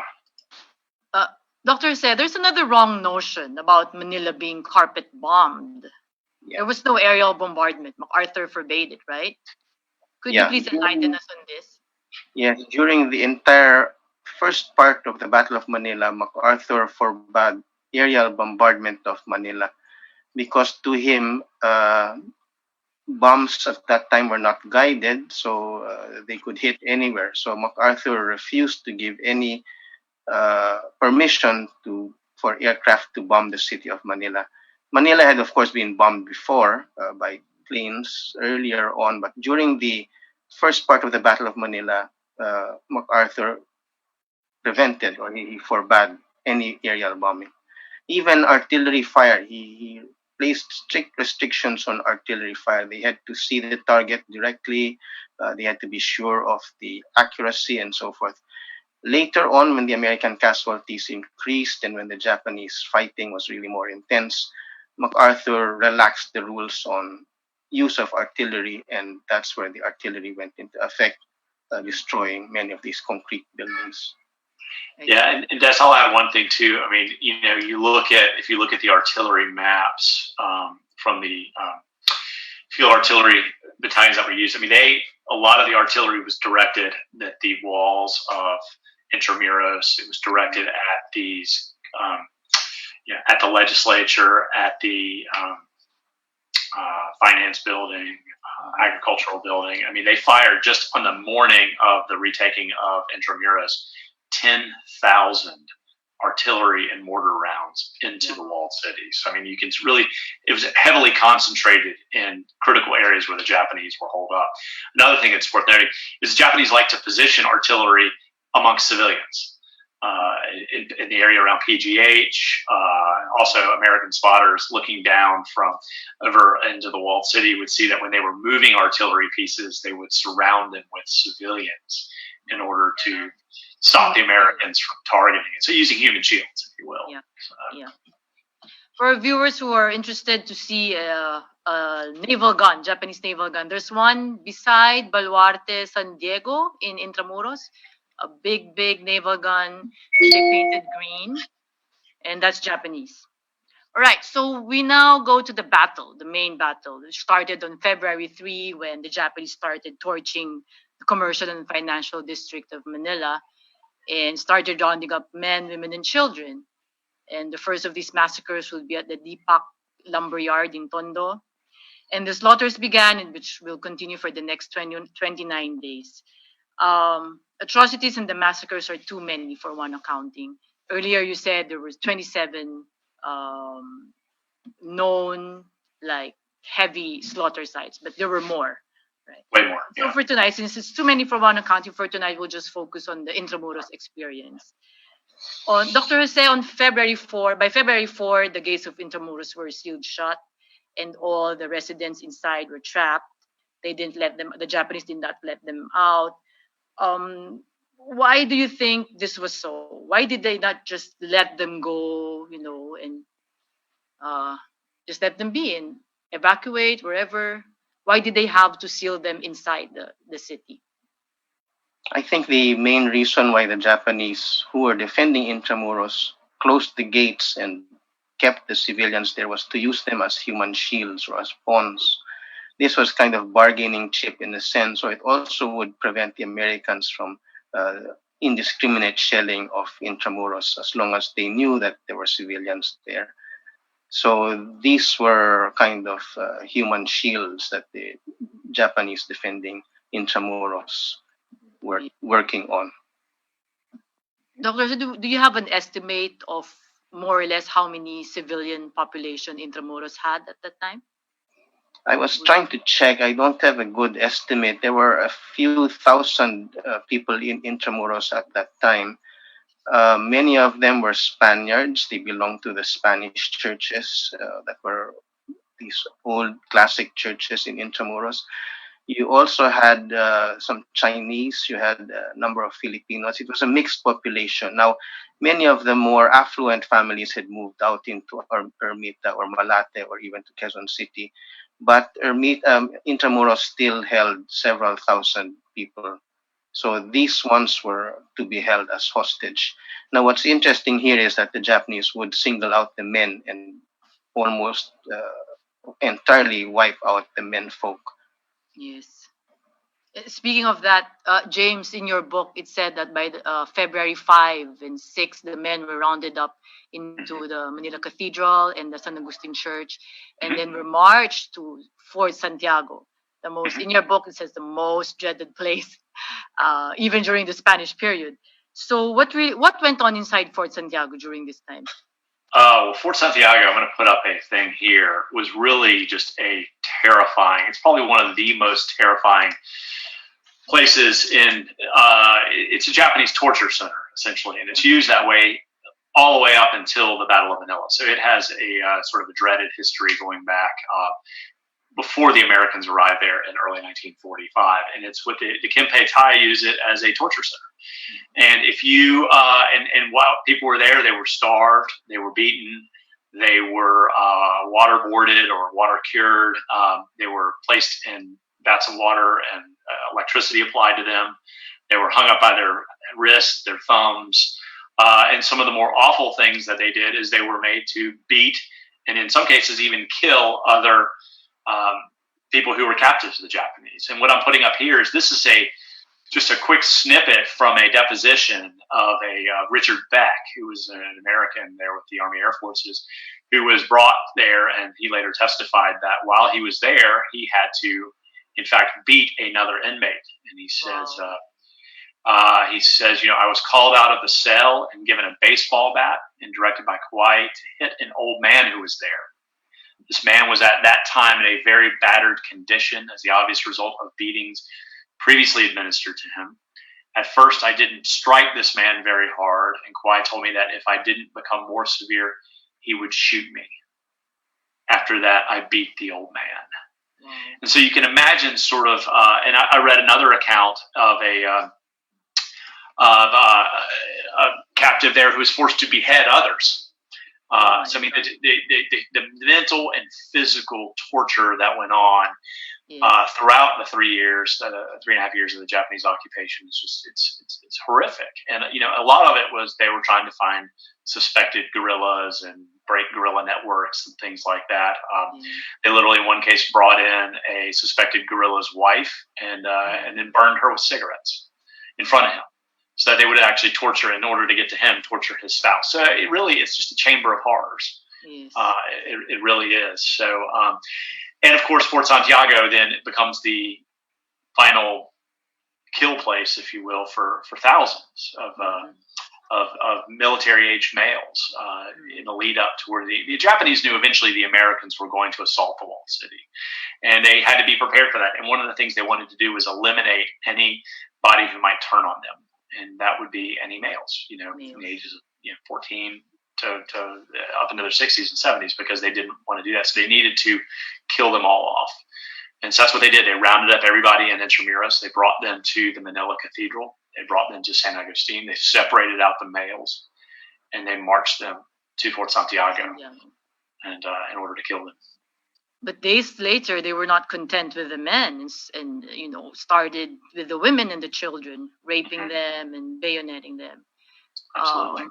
Could you tell us more about... When I was reading your book, it was so gruesome, but at the same time, I can't put it down. All the atrocities that you read, you'll squirm in your seat, but it was so good you couldn't put your book down. Could you describe some of the slaughters done to the women and children, especially in the refugee area of the Colegio de Santa Rosa? Absolutely, yeah. And I'm putting up an image here. In addition to rounding up and killing the men, the Japanese really went around too and began to destroy Intramuros. And this is a photo here you can see of the cathedral, which they blew up. And so, they were literally going house by house and, spreading gasoline, setting it on fire, using charges, things like that, and sort of wiping out the cultural heritage of the old walled city, which in and of itself is a tragedy. But as you said, later on, after they've killed off many of the men, and I think the estimates that I saw were about 4,000 men killed off inside the walled city, they go and they start rounding up the women and bringing them into the ruins there. These were the early ruins from the early bombings at the beginning of the war. And there they began to murder and assault them as well. And I'm going to put up for you, this is an excerpt from the deposition of Rosalina Andoy, who was a young 11-year-old girl at the time who was there. And it's really powerful when you read it. And, what she describes what happened. And I'll read it out loud. She says, a Japanese soldier told us to go out and go in the direction of the Santo Domingo church. We were guarded, and when we arrived at the door, we were ordered to enter it 3 by 3. There were 3 Japanese soldiers there with rifles that had bayonets. As the people entered, the soldiers bayoneted them. My mother was bayoneted on the breast, and she sat down, and again, she was bayoneted at the back. My mother caught me by the arm and pulled me down on my back. A Japanese stepped on my head while I lay on the ground and bayoneted me several times. I turned my body facing the ground, and the Japanese bayoneted me in the back. While I was being bayoneted, I also saw a child tossed up by the Japanese and stuck with the bayonet as it came down. So this is in her own words. This is what she, in the spring of 1945 would tell American war crimes investigators. And then, and one of the more haunting elements on top of that, this is another excerpt from her deposition that I'll share as well. And you can see through the onion skin, you can actually see her signature there on the next page. Yeah. But she says that night, after the Japanese leave everybody there, she hears a child crying out, "Mother, I am dying." After the Japanese was gone, I crawled to the side of my mother because she called me by her side. My mother brushed my hair and said she was dying and that I must be a good girl. My mother died and I slept beside her. About daybreak, I waked up and went to the Santa Rosa College and looked for the friend of my mother by the name of Luciana Barrios, who is now looking after me at the refugee camp. So, I think it's just so powerful, when you read about, it's when you hear it from the voices of those people who survived it. And of course, she would go on and testify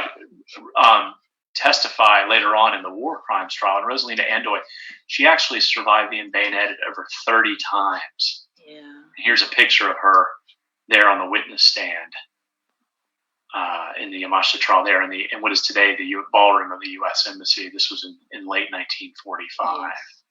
Yes. She's showing her wounds, right? She is. And I think you look at this, you can actually see one of the wounds on her arm right there. And then you look down, you can see her sandals and her feet coming out of them. I mean, it's just such a powerful and it's such a haunting image. And you can see she's sort of spellbound the trial transcriber and the others there. I mean, it was such a haunting story. But she was one of many victims. How old was she then? Around 10, 11? About 11, I believe. Yeah. 11. Dr. Jose, you see the bakya she's wearing? Yes. Is the bakya a World War II, a product of World War II? Well, it was there before the war, but Even before during the war, people could no longer buy leather shoes. Those were out. Those wore out. So everyone was using bakya. I see. So anyway, going back to the Intramuros story, amid all the massacres and the carnage, humanity endures. And there's this one Dr. Antonio Gisbert, a medical doctor who tended to the sick and the dying at the San Agustin Church. Dr. Jose, could you tell us more about Dr. Gisbert? Yes, Dr. Gisbert was an interesting fellow because while most of the menfolk were rounded up and eventually killed, the Japanese somehow left him and another doctor, at least in San Agustin Church, to tend to the wounded. I think he had a Red Cross armband. There were two doctors in San Agustin Church at that time and one nurse. The other doctor, who had been his teacher, was killed in a short while. So that left only Dr. Gisbert to tend to the wounded in San Agustin Church. Now, the problem with the Intramuros story is we don't have the complete story because many died and did not leave testimonies. So we only know the stories from those who survived. Yeah. And Dr. Gisbert,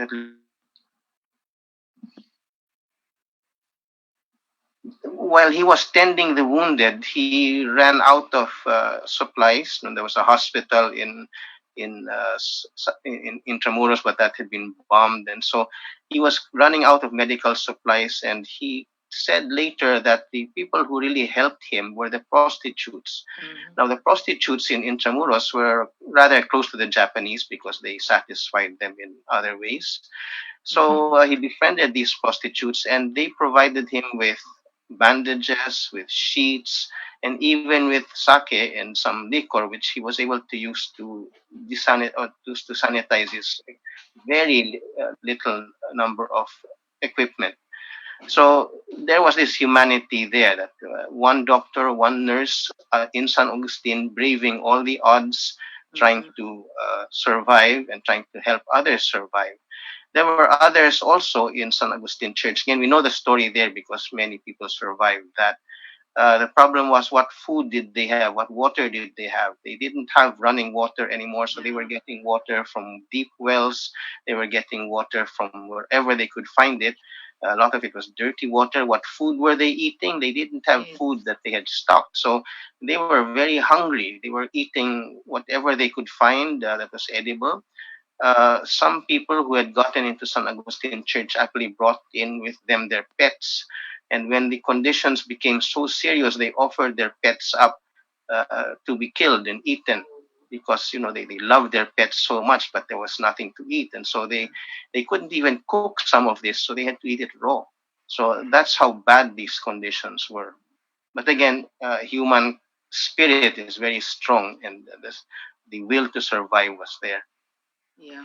And I'll add one thing too. St. Augustine was the only church to survive Yeah. the destruction. I mean, it became, so many of the churches in Intramuros were destroyed, and so it became that shelter for everyone. And it was hit many times as well, but it survived largely intact. Yep. And James, earlier you showed the picture of the massacre at the bomb shelter near Manila Cathedral. Mm-hmm.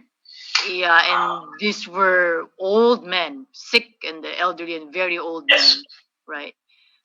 Could you tell us what? Yeah, they were exactly, and they were literally. This was toward the end, and again, it's part of the Japanese. They're preparing for what they know is going to be a final assault on the walled city. I mean, the Americans had started broadcasting days in advance that surrender, don't make us come and retake the walled city. So they knew it was that it was a matter of time before the walls came down and the fight began. And so they were eliminating everyone.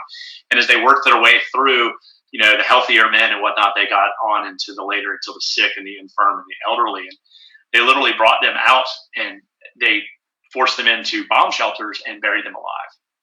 And so, and these men, and you know how hot and humid it already is in Manila a lot of times out of the year. And you can imagine being sort of underground in a bunker with, a dozen or more others.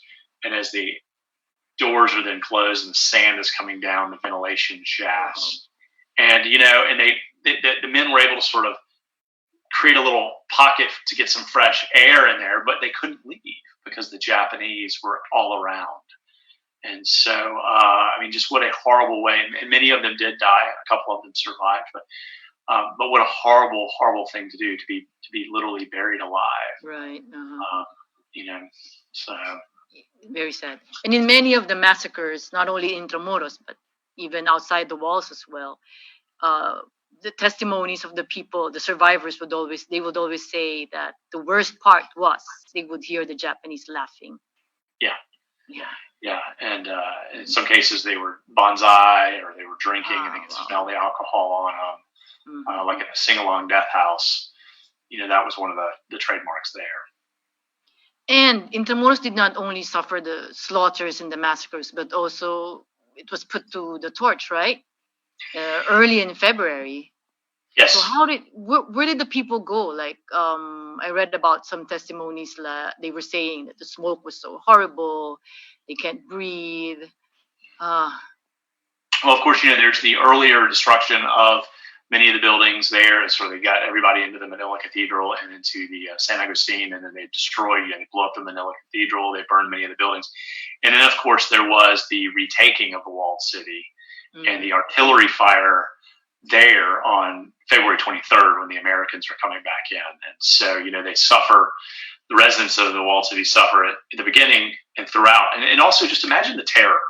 You're locked inside 166 acres of this, this ancient citadel with your enemy, and it's an apocalyptic scene. I mean, I was reading in some of the depositions that some of these survivors of, as places were burning, there was this one Filipino had been tied to a lamppost, and the building nearby had caught on fire and burned, and it burned his body too. So it was like this smell of meat, and there were dogs that were hungry, just like people who were looking for things to eat. And so, you just imagine, it's the closest approximation of what hell must have been like on Earth, to be trapped inside there with these scenes and this awfulness to it. So, and of course, that goes on from the very beginning all the way up until the liberation in February 23rd, February 24th. Yeah, speaking of February 23rd, that was the day that the Americans assaulted Intramuros, and we took it. Could you tell us a little bit about the barrage in the early morning? Yeah, this is a photograph, and I think despite the fingerprint smudges on it from the National Archives, I still think it's one of the most haunting photographs. And you're looking down the Pasig River here toward Intramuros there, and you can see just the black smoke coming out of it. And of course, you can see there on the bottom right-hand side too how the buildings are just ripped and the sides are ripped off, and it's just bridges are out. And so about 7:30 that morning, in preparation for the assault, the Americans began a very heavy artillery barrage. Much of it's targeting the walls. They're trying to blow entry points into the walls. And so over the course of that 1 hour, they fire about 10,000 mortar and artillery rounds Wow. into the walled city. That's an average of 3 Wow. shells fired every second. Wow. So I mean, it's like being caught in a thunderstorm, just Yeah. you know, and you can see this. That's why this photo I think is so powerful, is you can see just the black smoke coming up and above, and the survivor testimony that we have says that it was literally, it turned day into night with all the black smoke. And then you have to remember too, all these buildings, the walls, they're being pulverized, and so it's putting up all this dust, okay, and it's chalk, and you're breathing it in, it's coating your body, and it's like suffocating. And there's nowhere you can go that's safe in this kind of area. You just have to ride it out. And so that goes on from 7:30 until 8:30 in the morning. At 8:30 in the morning, the artillery shells, the artillery stops, and the assault troops move in. This is a pretty famous photograph of that. And the Americans come in, and they go in, and it literally, at this point, it becomes sort of a battle, much like the rest of the city, where it's a block-by-block effort to try and essentially kill the Japanese and retake the old walled city. And, of course, as the Americans are coming in, they start to encounter the civilians. And one of the reports I have talks about how, actually, I'll put this photo up too, tanks, how the Americans were stunned because everyone they were encountering, it was only women and children. Yeah. Or no males. Yes, you can see many pictures, just women and children. Yeah. So. It's Plaza De Espana. This is by the near Santo Domingo Church, right, Dr. Jose? Yeah. Plaza De Espana. Yeah. The ruins of Santo Domingo Church. I mean, just look at the rubble and the shell marks. Everywhere you look, you know, there's shell marks everywhere and debris. You can still see some of them in Intramuros today. Absolutely. I've got some others I'll put up. This is another haunting image.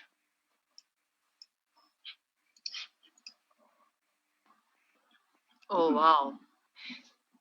The double steeple, Doctor, is that the ruins of Santo Domingo on the upper left? No, that's Lourdes Church. Ah, Lourdes Church. Yes. That's where you have that tourist shop today. Oh, I see. And James, could you go back to the American forces landing by the riverbanks?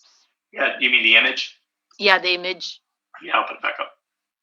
So, Doctor, is at the background, that would be Escolta, the Binondo area? Yeah, that's the Binondo area across. They actually mounted guns. They had guns on that side of the river that were firing point blank. And towards the end of the firing, they were firing directly at the walls so that they would breach the walls and create steps for the soldiers to be able to get through. So you have two big breaches that were created, one in the north side of Intramuros, which is what we see here, and then the other was near Letran. So the wall near Letran was pulverized also, and it was there that the American soldiers were able to enter from two sides. Yeah. There's a powerful picture of Letran, and then there was a lot of smoke and powder, dust, because it was being bombarded. For viewers, you can go to our Facebook page, Memorare Manila 1945. We have some very, very powerful pictures there of the battle. And Manila, at that time. Dr. Jose, so on February 23, the Americans prepared for the assault early in the morning, right? Did they broadcast to the Japanese to surrender? Were there any negotiations done or there were attempts. There were attempts because at least the Americans knew that there were civilians. There were thousands of civilians still in Intramuros. And first they tried to ask the Japanese to surrender, that they had fought a good battle, that they had fought honorably thus far insofar as military conditions were concerned, and that it was now time to surrender. But if they didn't want to surrender, they pleaded with the Japanese to let the civilians out and if the civilians were left out, then the fight could resume. I think General Griswold gave about 2 hours or 3 hours grace period. The broadcast was actually made on February 21, and they waited for a Japanese reply. There was no Japanese reply, so February 23, that's when the full barrage opened up. So they were warned, but Yes. of course, surrender was not in their vocabulary, right? And James, the photos you were showing, those are the survivors. Yes, just mainly men, women and children, no men. Exactly. That's kind of what I'm trying to illustrate here. Is this is this is because the Americans were stunned. I mean, as soon as the walls blow open, the Americans come in, all these civilians start pouring out, and they're not at that point prepared to do anything about it. They've got to actually hustle to erect this temporary bridge and pontoon system to get people out, because here they are trying to fight the Japanese and retake the walled city, and then you have all these residents who have been trapped for 20 days at the mercy of the Japanese, desperate to get out. And so it was it's sort of a contingency that the Americans had not planned for and had to very quickly adapt. But you can see from these images, and these are just some powerful, powerful images, I think, of what these scenes were like. And I think this is one of the most haunting ones coming out of the walled city there. The GI literally carrying a young girl out of the city. She's obviously very traumatized. Totally. God. And then what there are are other horrific sights that they saw? Upon their what were their horrific discoveries when they went inside? I'll show you. This is another powerful image of a GI helping some children. Yes. And this is, I think, one of the most haunting images too, and not just I'll show you, of these kids here. Yes. Golly. So the Americans come in, and of course they find these awful scenes. They go to San Agustin, for example, and they find mutilated bodies, victimized women, and as they're going through the city, it's much as they're going through the walled city. It's much like throughout the rest of Manila. They're coming across these scenes of these massive atrocities, and of course, Fort Santiago is sort of at the top of. That's where so much of the atrocities took place. And I'll put up this image here. And you can see here in one of the this, and I'm going to read you. This is actually from one of the statements made by one of the Americans when they discovered it. He says, February 24th, because the Americans didn't declare Intramuros secured until the next day on February 24th. So I was investigating to determine the source of a strong stench of decaying flesh. In my search, I found a double steel door, bolted and wired shut.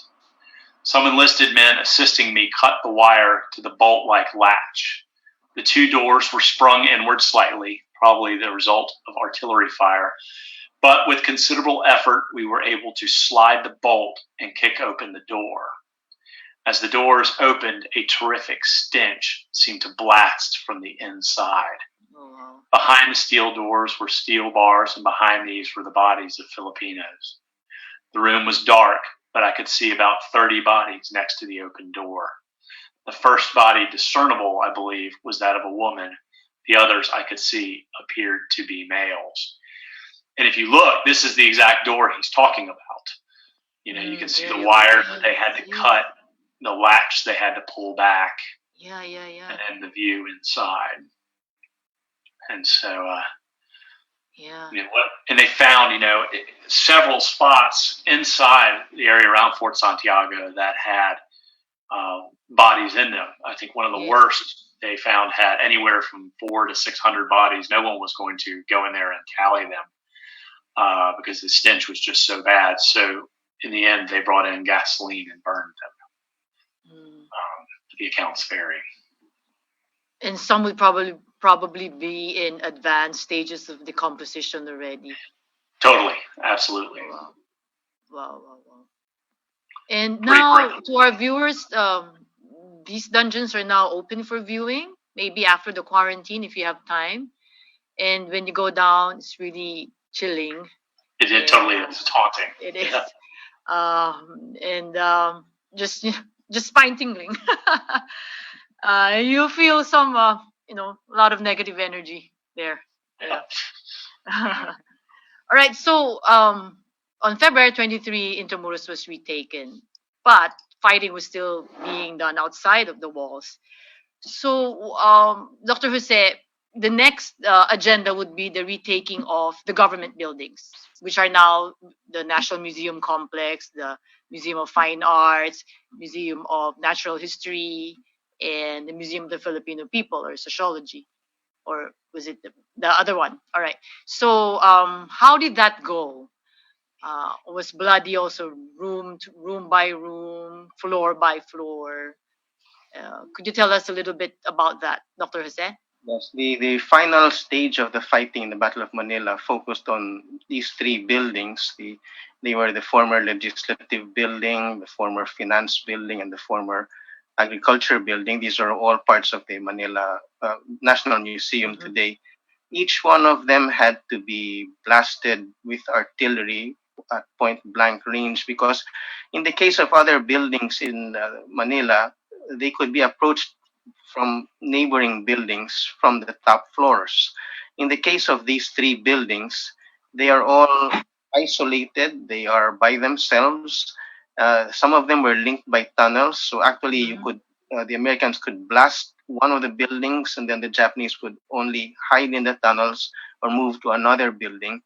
And the Americans eventually had to storm through the buildings, and they entered the buildings with guns blazing, and it was really room by room, floor by floor.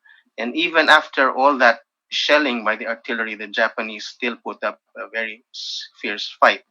Now, Admiral Iwabuchi was apparently never in Intramuros during this time. He had his headquarters initially in the Army Navy Club, and then he moved to the finance building. It's here that he's supposed to have committed suicide.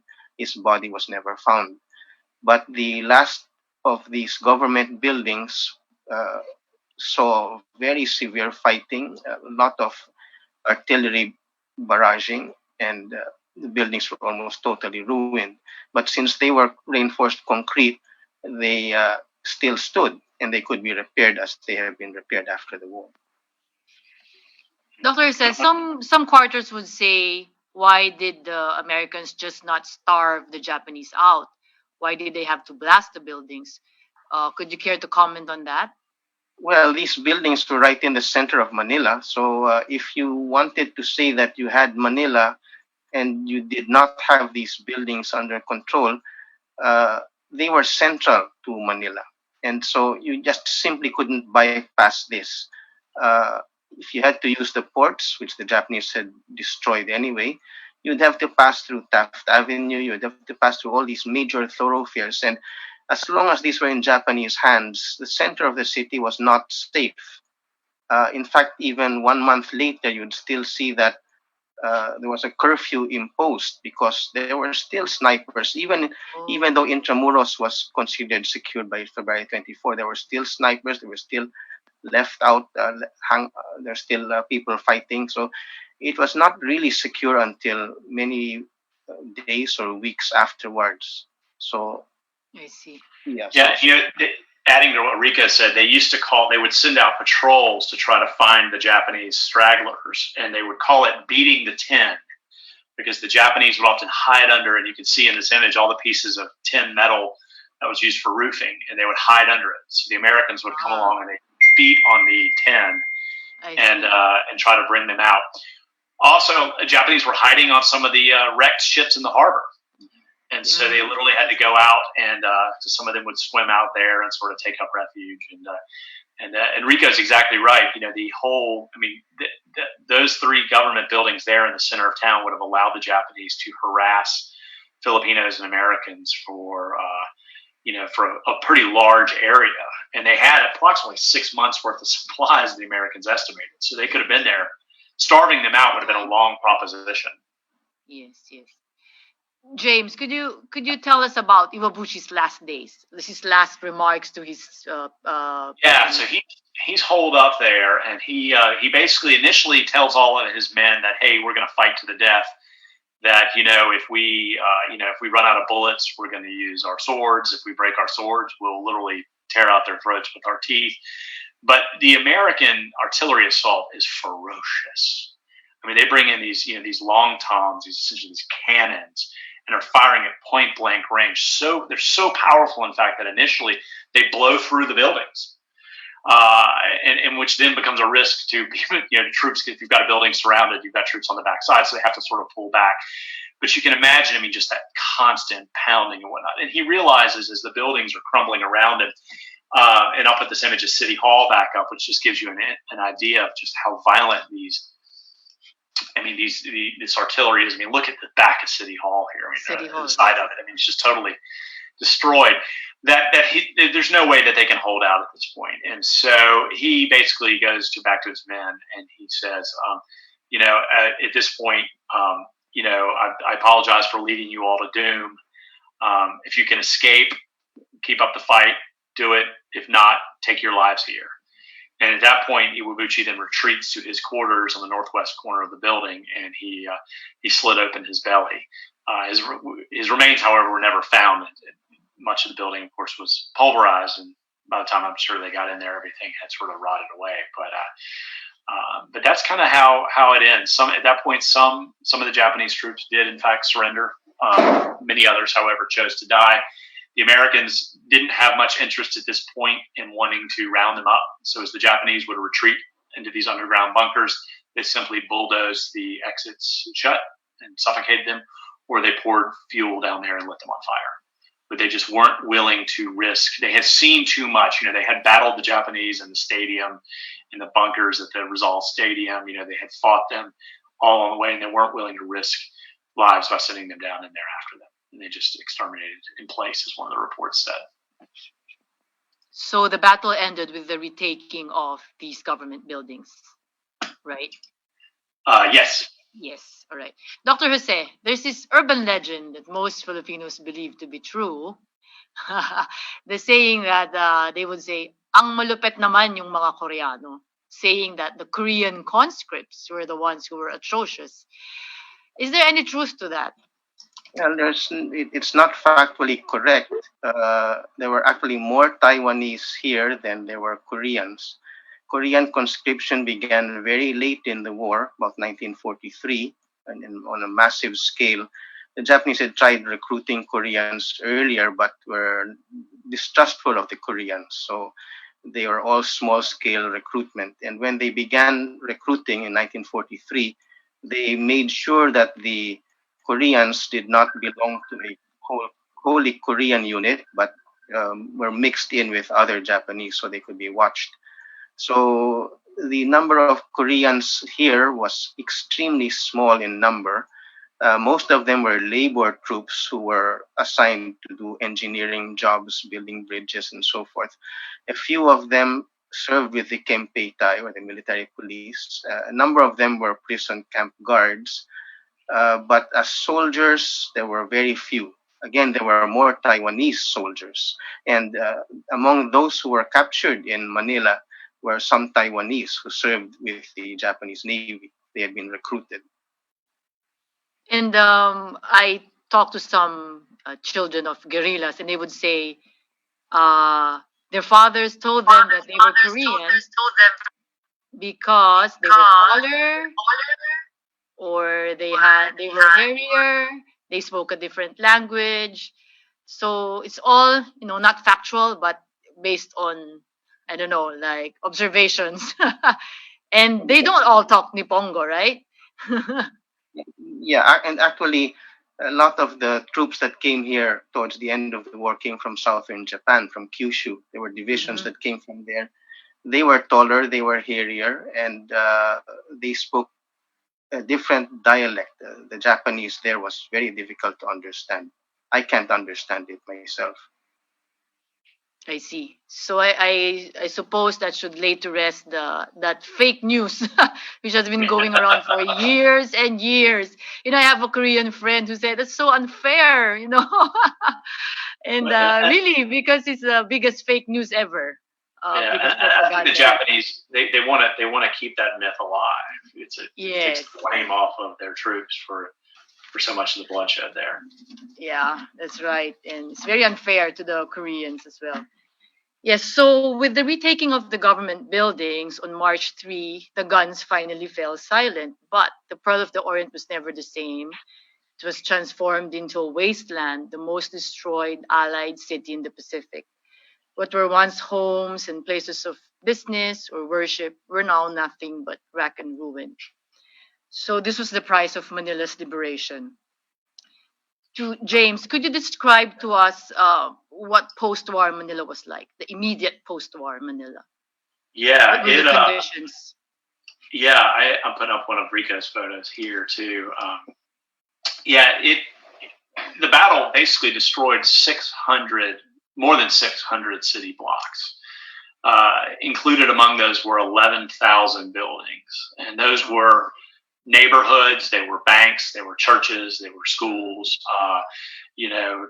Many of them flattened. There may have been some facades left, but the roofs were gone. The insides were gutted. There's no electricity. There's no running water at this point. It's literally just an apocalyptic wasteland. 200,000 people were left homeless as a result of this battle. So, and of course, it's there's this, and on top of that, you've got thousands of injured people, in desperate need of help. And so you have cases like you have the family, for instance, of Marcial Chalco, who, they literally open up their home into an aid center and help take care of about 1,200 refugees who were coming out of the city into Santa Ana. The Americans, same thing. They were overwhelmed. They were hustling to get medical clearing companies into the city with supplies. They were also hustling to get everyday supplies, mosquito nets, soap, cooking oil, things of that nature into the city as well. So you really had a humanitarian catastrophe on top of a destroyed city. And as we were talking about earlier, and I'll put up this amazing photo of Rico's here. You had all of these flies and Yes. and this, I think this is one of the most haunting images. We were discussing it before our session began today, but it gives you a sense of just the scope of the devastation here. The wreckage. And of course, at that point, they're having to spray for flies because there's so many dead bodies there. Mm-hmm. Yeah. And Dr. Jose, how did the people get by? Where did they get food, water? Was electricity back on? How was it? Yeah, okay. So we'll go into my other pictures. James, can we move on to the Which one? sequence? Please? Okay, I'll put this. We'll start with number 2. Let's see. Okay. That's 6. Okay, sorry, my bad. Okay. All right, that's the map. 2 coming up.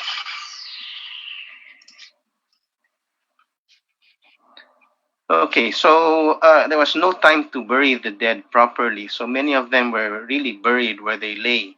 So this is just outside Intramuros, right in front of Letran. This is a civilian war casualty cemetery. We don't know how many people were buried here, but all over the city, you had temporary cemeteries like this. No names, no numbers. So the number of the dead, it's really very hard to calculate the number of those who died. Next photograph. And So this is just outside Intramuros. We don't know how many were buried there. Yeah. I have your next photograph as 4, not 3.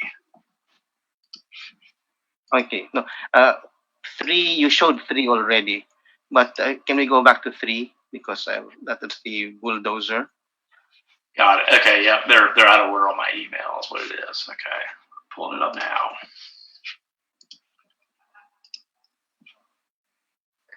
Okay, one thing, of course, the streets had to be cleaned. We've seen how dirty the streets Yeah. were.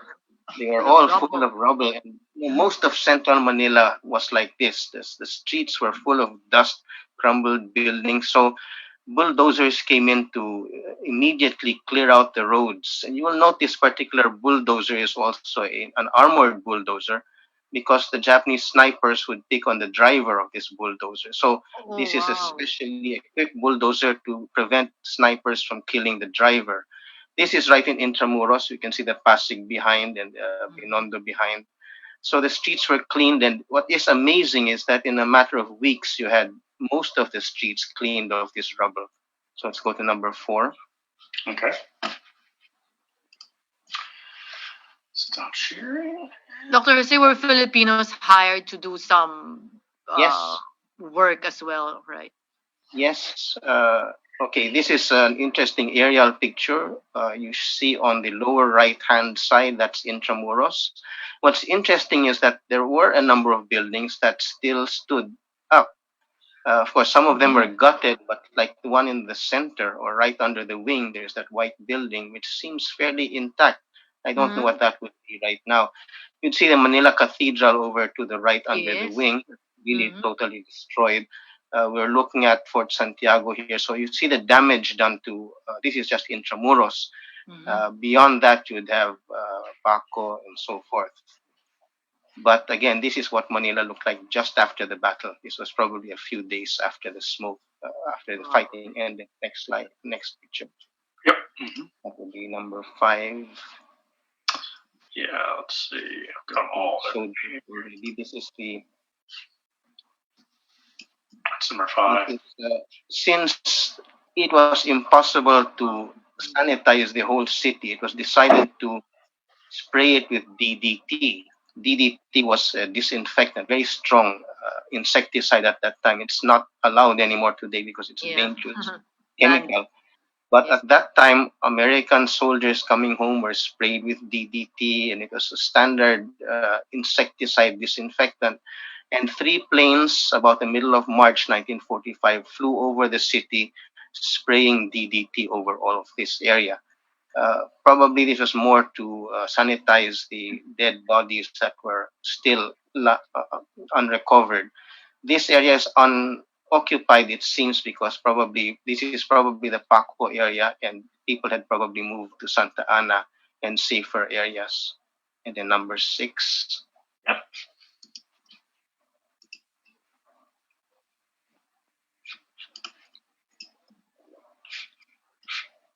The whole transport system was destroyed. These were the pre-war Meralco tranvias or the streetcars. Mhm. Most of them had fallen into disuse because the Japanese didn't have spare parts for them. And so they were used as part of a barricade that encircled the western part of Intramuros. In fact, to the right side, you will see the Legazpi Monument. So Yes. this really, it really encircled that part of Intramuros. It was an additional barricade to the Japanese defenses. And then number 7,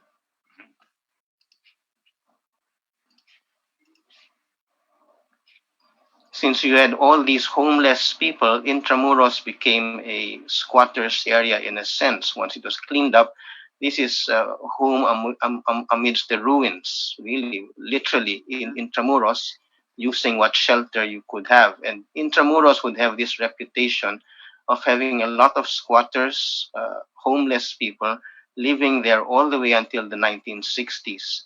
Of course, there are still some areas that are depressed today, but Intramuros up to the 1960s still had these homeless people living in it. And then number 8,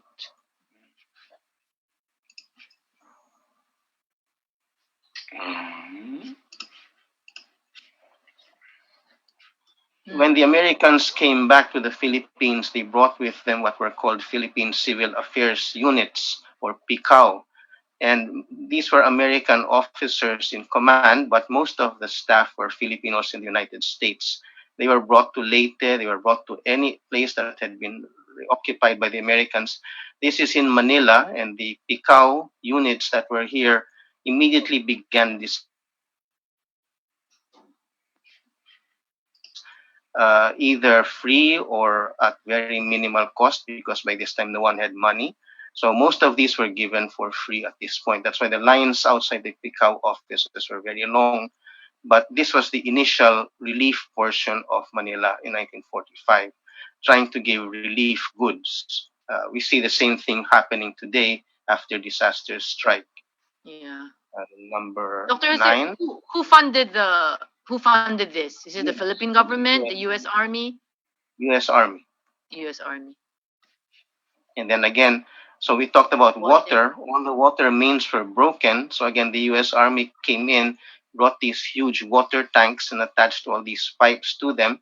So you have all of these kids here with their pails collecting water.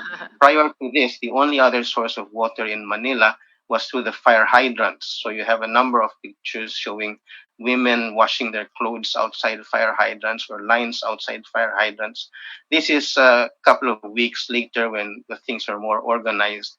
So this is a water supply point that the U.S. Army had. Fortunately for us, the main water supply structures were captured intact. That meant the Balara filters, the San Juan water reservoir, and even the major water sources for Manila, Montalban, and Ipo Dam. These were captured intact.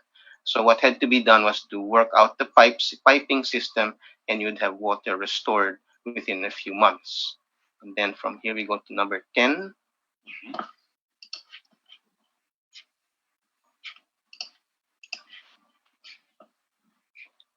This is the temporary restoration of communications. Since all the lines had been cut and destroyed, the U.S. Army Signal Corps had to rig temporary wires for communications, and this was the first communication setup we had. And from here it would expand, and as normalcy took place, equipment and wires from the States would come back, and you would have companies like PLDT coming back into operation after a few months. Next slide. That's number 11.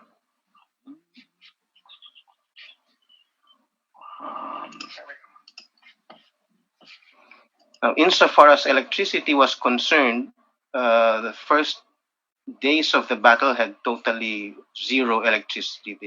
The power plant was destroyed, the wires were all down. So the first thing the Americans did was to bring a destroyer to the port area, and they rigged it so that it could provide some initial light for the most necessary places. In about a month's time, a floating generator, the impedance, that's what you see in the center here, was brought in from the US, and that became the electrical source immediately after the war until Meralco was able to restore its functions several months later. But the impedance here provided all of Manila's electricity for the first few months when the Meralco generators were not functioning. Next, that would be now 12.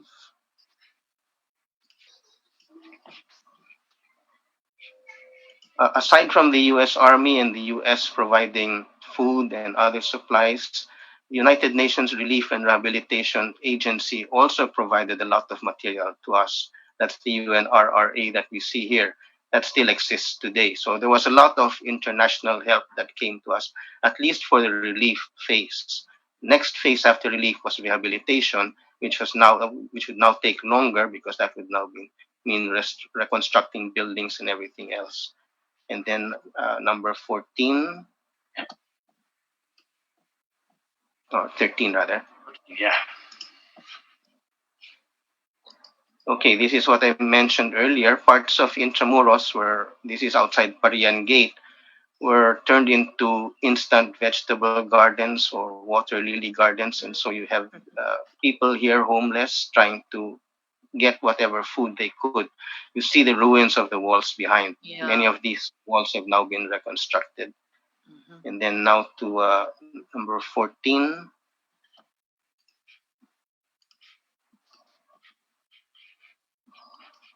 And of course, we needed some reading material. This is one of the early magazine stands that we had. National Bookstore and Popular Bookstore had their beginnings like this, with American magazines and pocket books. And so these business opportunities came up immediately. They provided at least some form of leisure and employment for some Filipinos. And then it was also the early coffee shop book combo. Yes. Right. Yeah. 20 centavos with sugar. Without sugar, 15 cents. All right. Next slide. What does it say? Read and win with the Yeah, USA. we'll say the war is not over yet at this time. I think this is probably March or April 1945. So we're still already trying to make business out of the ruins. That's And great. then the last one, number 15. It's a great slide. Intramuros itself would become no man's land after the war, and it would remain that way for several years. The church ruins remained there till the 1950s. In fact, even Santo Domingo church ruins was there. It was a kind of lover's lane for a while. It was a photographer's haven. So, yeah, you see the grass growing, but there's almost no life here. For a while, the U.S. Army used it as a base since it was so close to the port area. But after a while, by the 1950s, it was really no man's land. There were squatters in it, abandoned buildings. By the 60s, it became a cargo area because it was so close to the piers, and it did not start to bring back. Didn't start to have life come back to it in the late 60s, and with the creation of the Intramuros administration, restoration work proceeded. Some of the walls were repaired, but by this time, many of these church ruins had been ruined and taken down, and instead of that, we'd have modern buildings put up. But so that's a long story, and we're cutting it in very short period of time. Right. So time flies. It's already 9:55. We'll have time for there are a lot of questions from our viewers, so maybe we have time for one or two. There's one nice question by Margot Kamaya, and this is always a question. It always sparks debate in any forum that we do, Dr. Jose.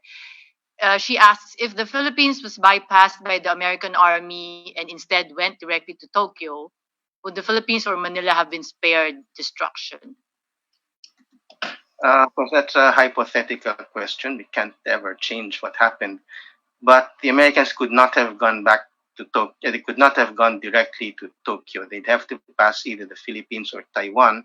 So that was the real question there. Would it have been the Philippines or Taiwan? And Taiwan would have been more difficult because the Japanese presence was stronger, the population was not friendly, and so forth. So the Philippines was the easier bet. If the Americans had bypassed the Philippine morale would have plummeted. And by late 1944, people were dying of starvation in the city of Manila. By January 1944, it was reported that we had about 100 dying a day, and the bodies could no longer be taken care of. They were being collected like garbage uh, by carts. People were wheeling these carts. They could no longer be buried properly. So you can imagine that if the Americans had bypassed Manila or the Philippines, people would have died of starvation. Manila was not the only place that was facing starvation. You also had Baguio. Baguio was cut off from supplies of food. People were also beginning to die of starvation there. Iloilo, Cebu, other major cities still under Japanese control also faced severe food problems. So it was we might have had buildings still intact, but the population would probably have diminished greatly. Dr. Jose, another question from Paul Abug via the Intramuros FB page. Is it true that some Japanese soldiers were already here before the whole Japanese invasion? Maybe what he meant was the Japanese people living here were spies Yeah, or something. I wouldn't call them soldiers. No? There were large communities of Japanese residents here. The largest residents were in Davao, with 20,000 Japanese there. Manila had a large Japanese population, most of whom were quite friendly to the local people. But there were suspicions that some of them were military agents. And when the Japanese did come in, many of the pre-war vendors, ice cream shop owners, even fishermen appeared in Japanese military uniform. So the story is that most of them were spies. I don't think they were really spies. There were some spies. We've identified some of them, but most of them would have been drafted by the Japanese military. So some of them were military reservists, and so they were indeed drafted into the military and they fought. Some of them actually even fought in the Battle of Manila. The pre-war residents were forced to fight in the city that they lived in. Others worked as what were called civilians working with the Japanese military. They wore the same uniform but had different ranks and different pay. But they were interpreters, they were guides, and some of them were spies indeed. So some of them knew the place very well, they knew people very well, and so some of them turned against their enemies and were very brutal to people they didn't like. I see. James, there's a very interesting information here from our viewer Margot Kamaya. She I'm says, reading that right now. Yeah. yeah, 11-year-old Rosalinda Andoy, who gave her testimony during the Imashta trial, was the book manager of Maryknoll College. That's where my youngest daughter goes. For decades. Later in life, she became a Benedictine nun, Sister Mary Paul. She died last year in Germany. Amazing. Wow, I wish I'd known that. Yeah. Amazing. This is amazing. Amazing. I wonder if Mary Knoll has anything she wrote about it, or oral history, or anything they may have done. I'm gonna go ask. yeah. We need to add that to the top of the to-do list. That's yeah, it's it's awesome, huh? story. Amazing. Yeah, I've always wondered that. What happened to her. So. Or wonderful. At least there's one wonderful story from all the sad stories. I know. All right, really so we need to go. There's still so many things to talk about, but we're running out of time. Thank you, Dr. Jose. Thank you, James. James, one last question. Yeah. While you were researching for the book, while you were writing the book, Rampage, of course, which brought to the world what happened to Manila during the battle, and we thank you for that. How was it writing something that's so gruesome and atrocious and horrific? How did you deal with all the negativities? Lots of hugs from my kids. Because you saw just from those couple depositions I showed earlier. I mean, the intimacy of these accounts. I mean, because these depositions, these statements from survivors were done in some cases just weeks right after it happened. And so there are literally thousands of pages of those, and you read through them, and it's like hearing straight from the victim directly, and it's so powerful. I will add, for anybody who's interested, I left a copy of most of my records are all digitized, and I left a copy of those at the Filipinas Heritage Library for anybody that's researching the Battle of Manila and wants to read more of these types of depositions and things like that. Copies of them are all on file there in Makati, so I would encourage anybody who's interested in researching this, head on over there and check them out. Thank you for that. Dr. Jose, thank you. Dr. Jose is the most wonderful resource person when it comes to World War II in the Philippines. And absolutely, he's a national treasure. Dr. Jose. And thank you, Intramuros administration, for inviting us tonight to talk about the battle. Time was short. No, we're already 2 hours, but still, there's still a lot to talk about, but alas. We just scratched the surface. Yes. So for our viewers, you can visit our Facebook page, Memorare Manila 1945. We've uploaded a lot of photos there about the battle if you want to learn more. And we also have videos there made by my good friend, Direct Mike Alcazaren. We asked some well-known actors and actresses to read the depositions. And it's really hair-raising, so please try to check it. Memorare Manila 1945. Yes, Rancho. Hi. So thank you, everyone, and hope to see you again. And please tune into Intramuros Administration Facebook page for the next Intramuros learning sessions. Thank you. Good night. Thanks, everybody. Night. Bye. Thank you. Yes, good night.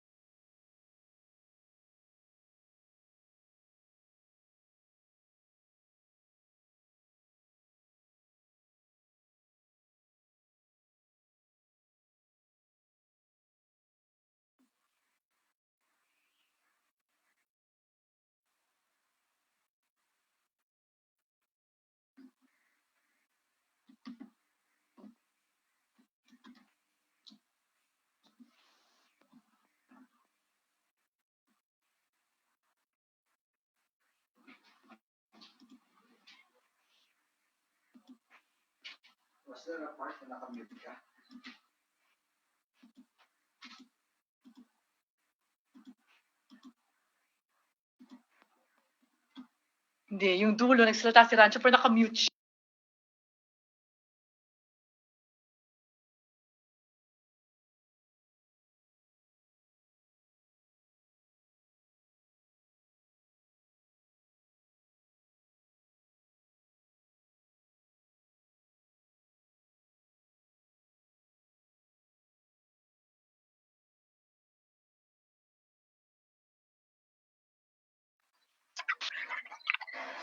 Good evening, everyone. Sorry for that. We would like to thank everyone for participating in our webinar. We hope you had as much fun attending as we did organizing it. So we would like to request all the attendees to fill out the feedback form after the webinar. Again, thank you.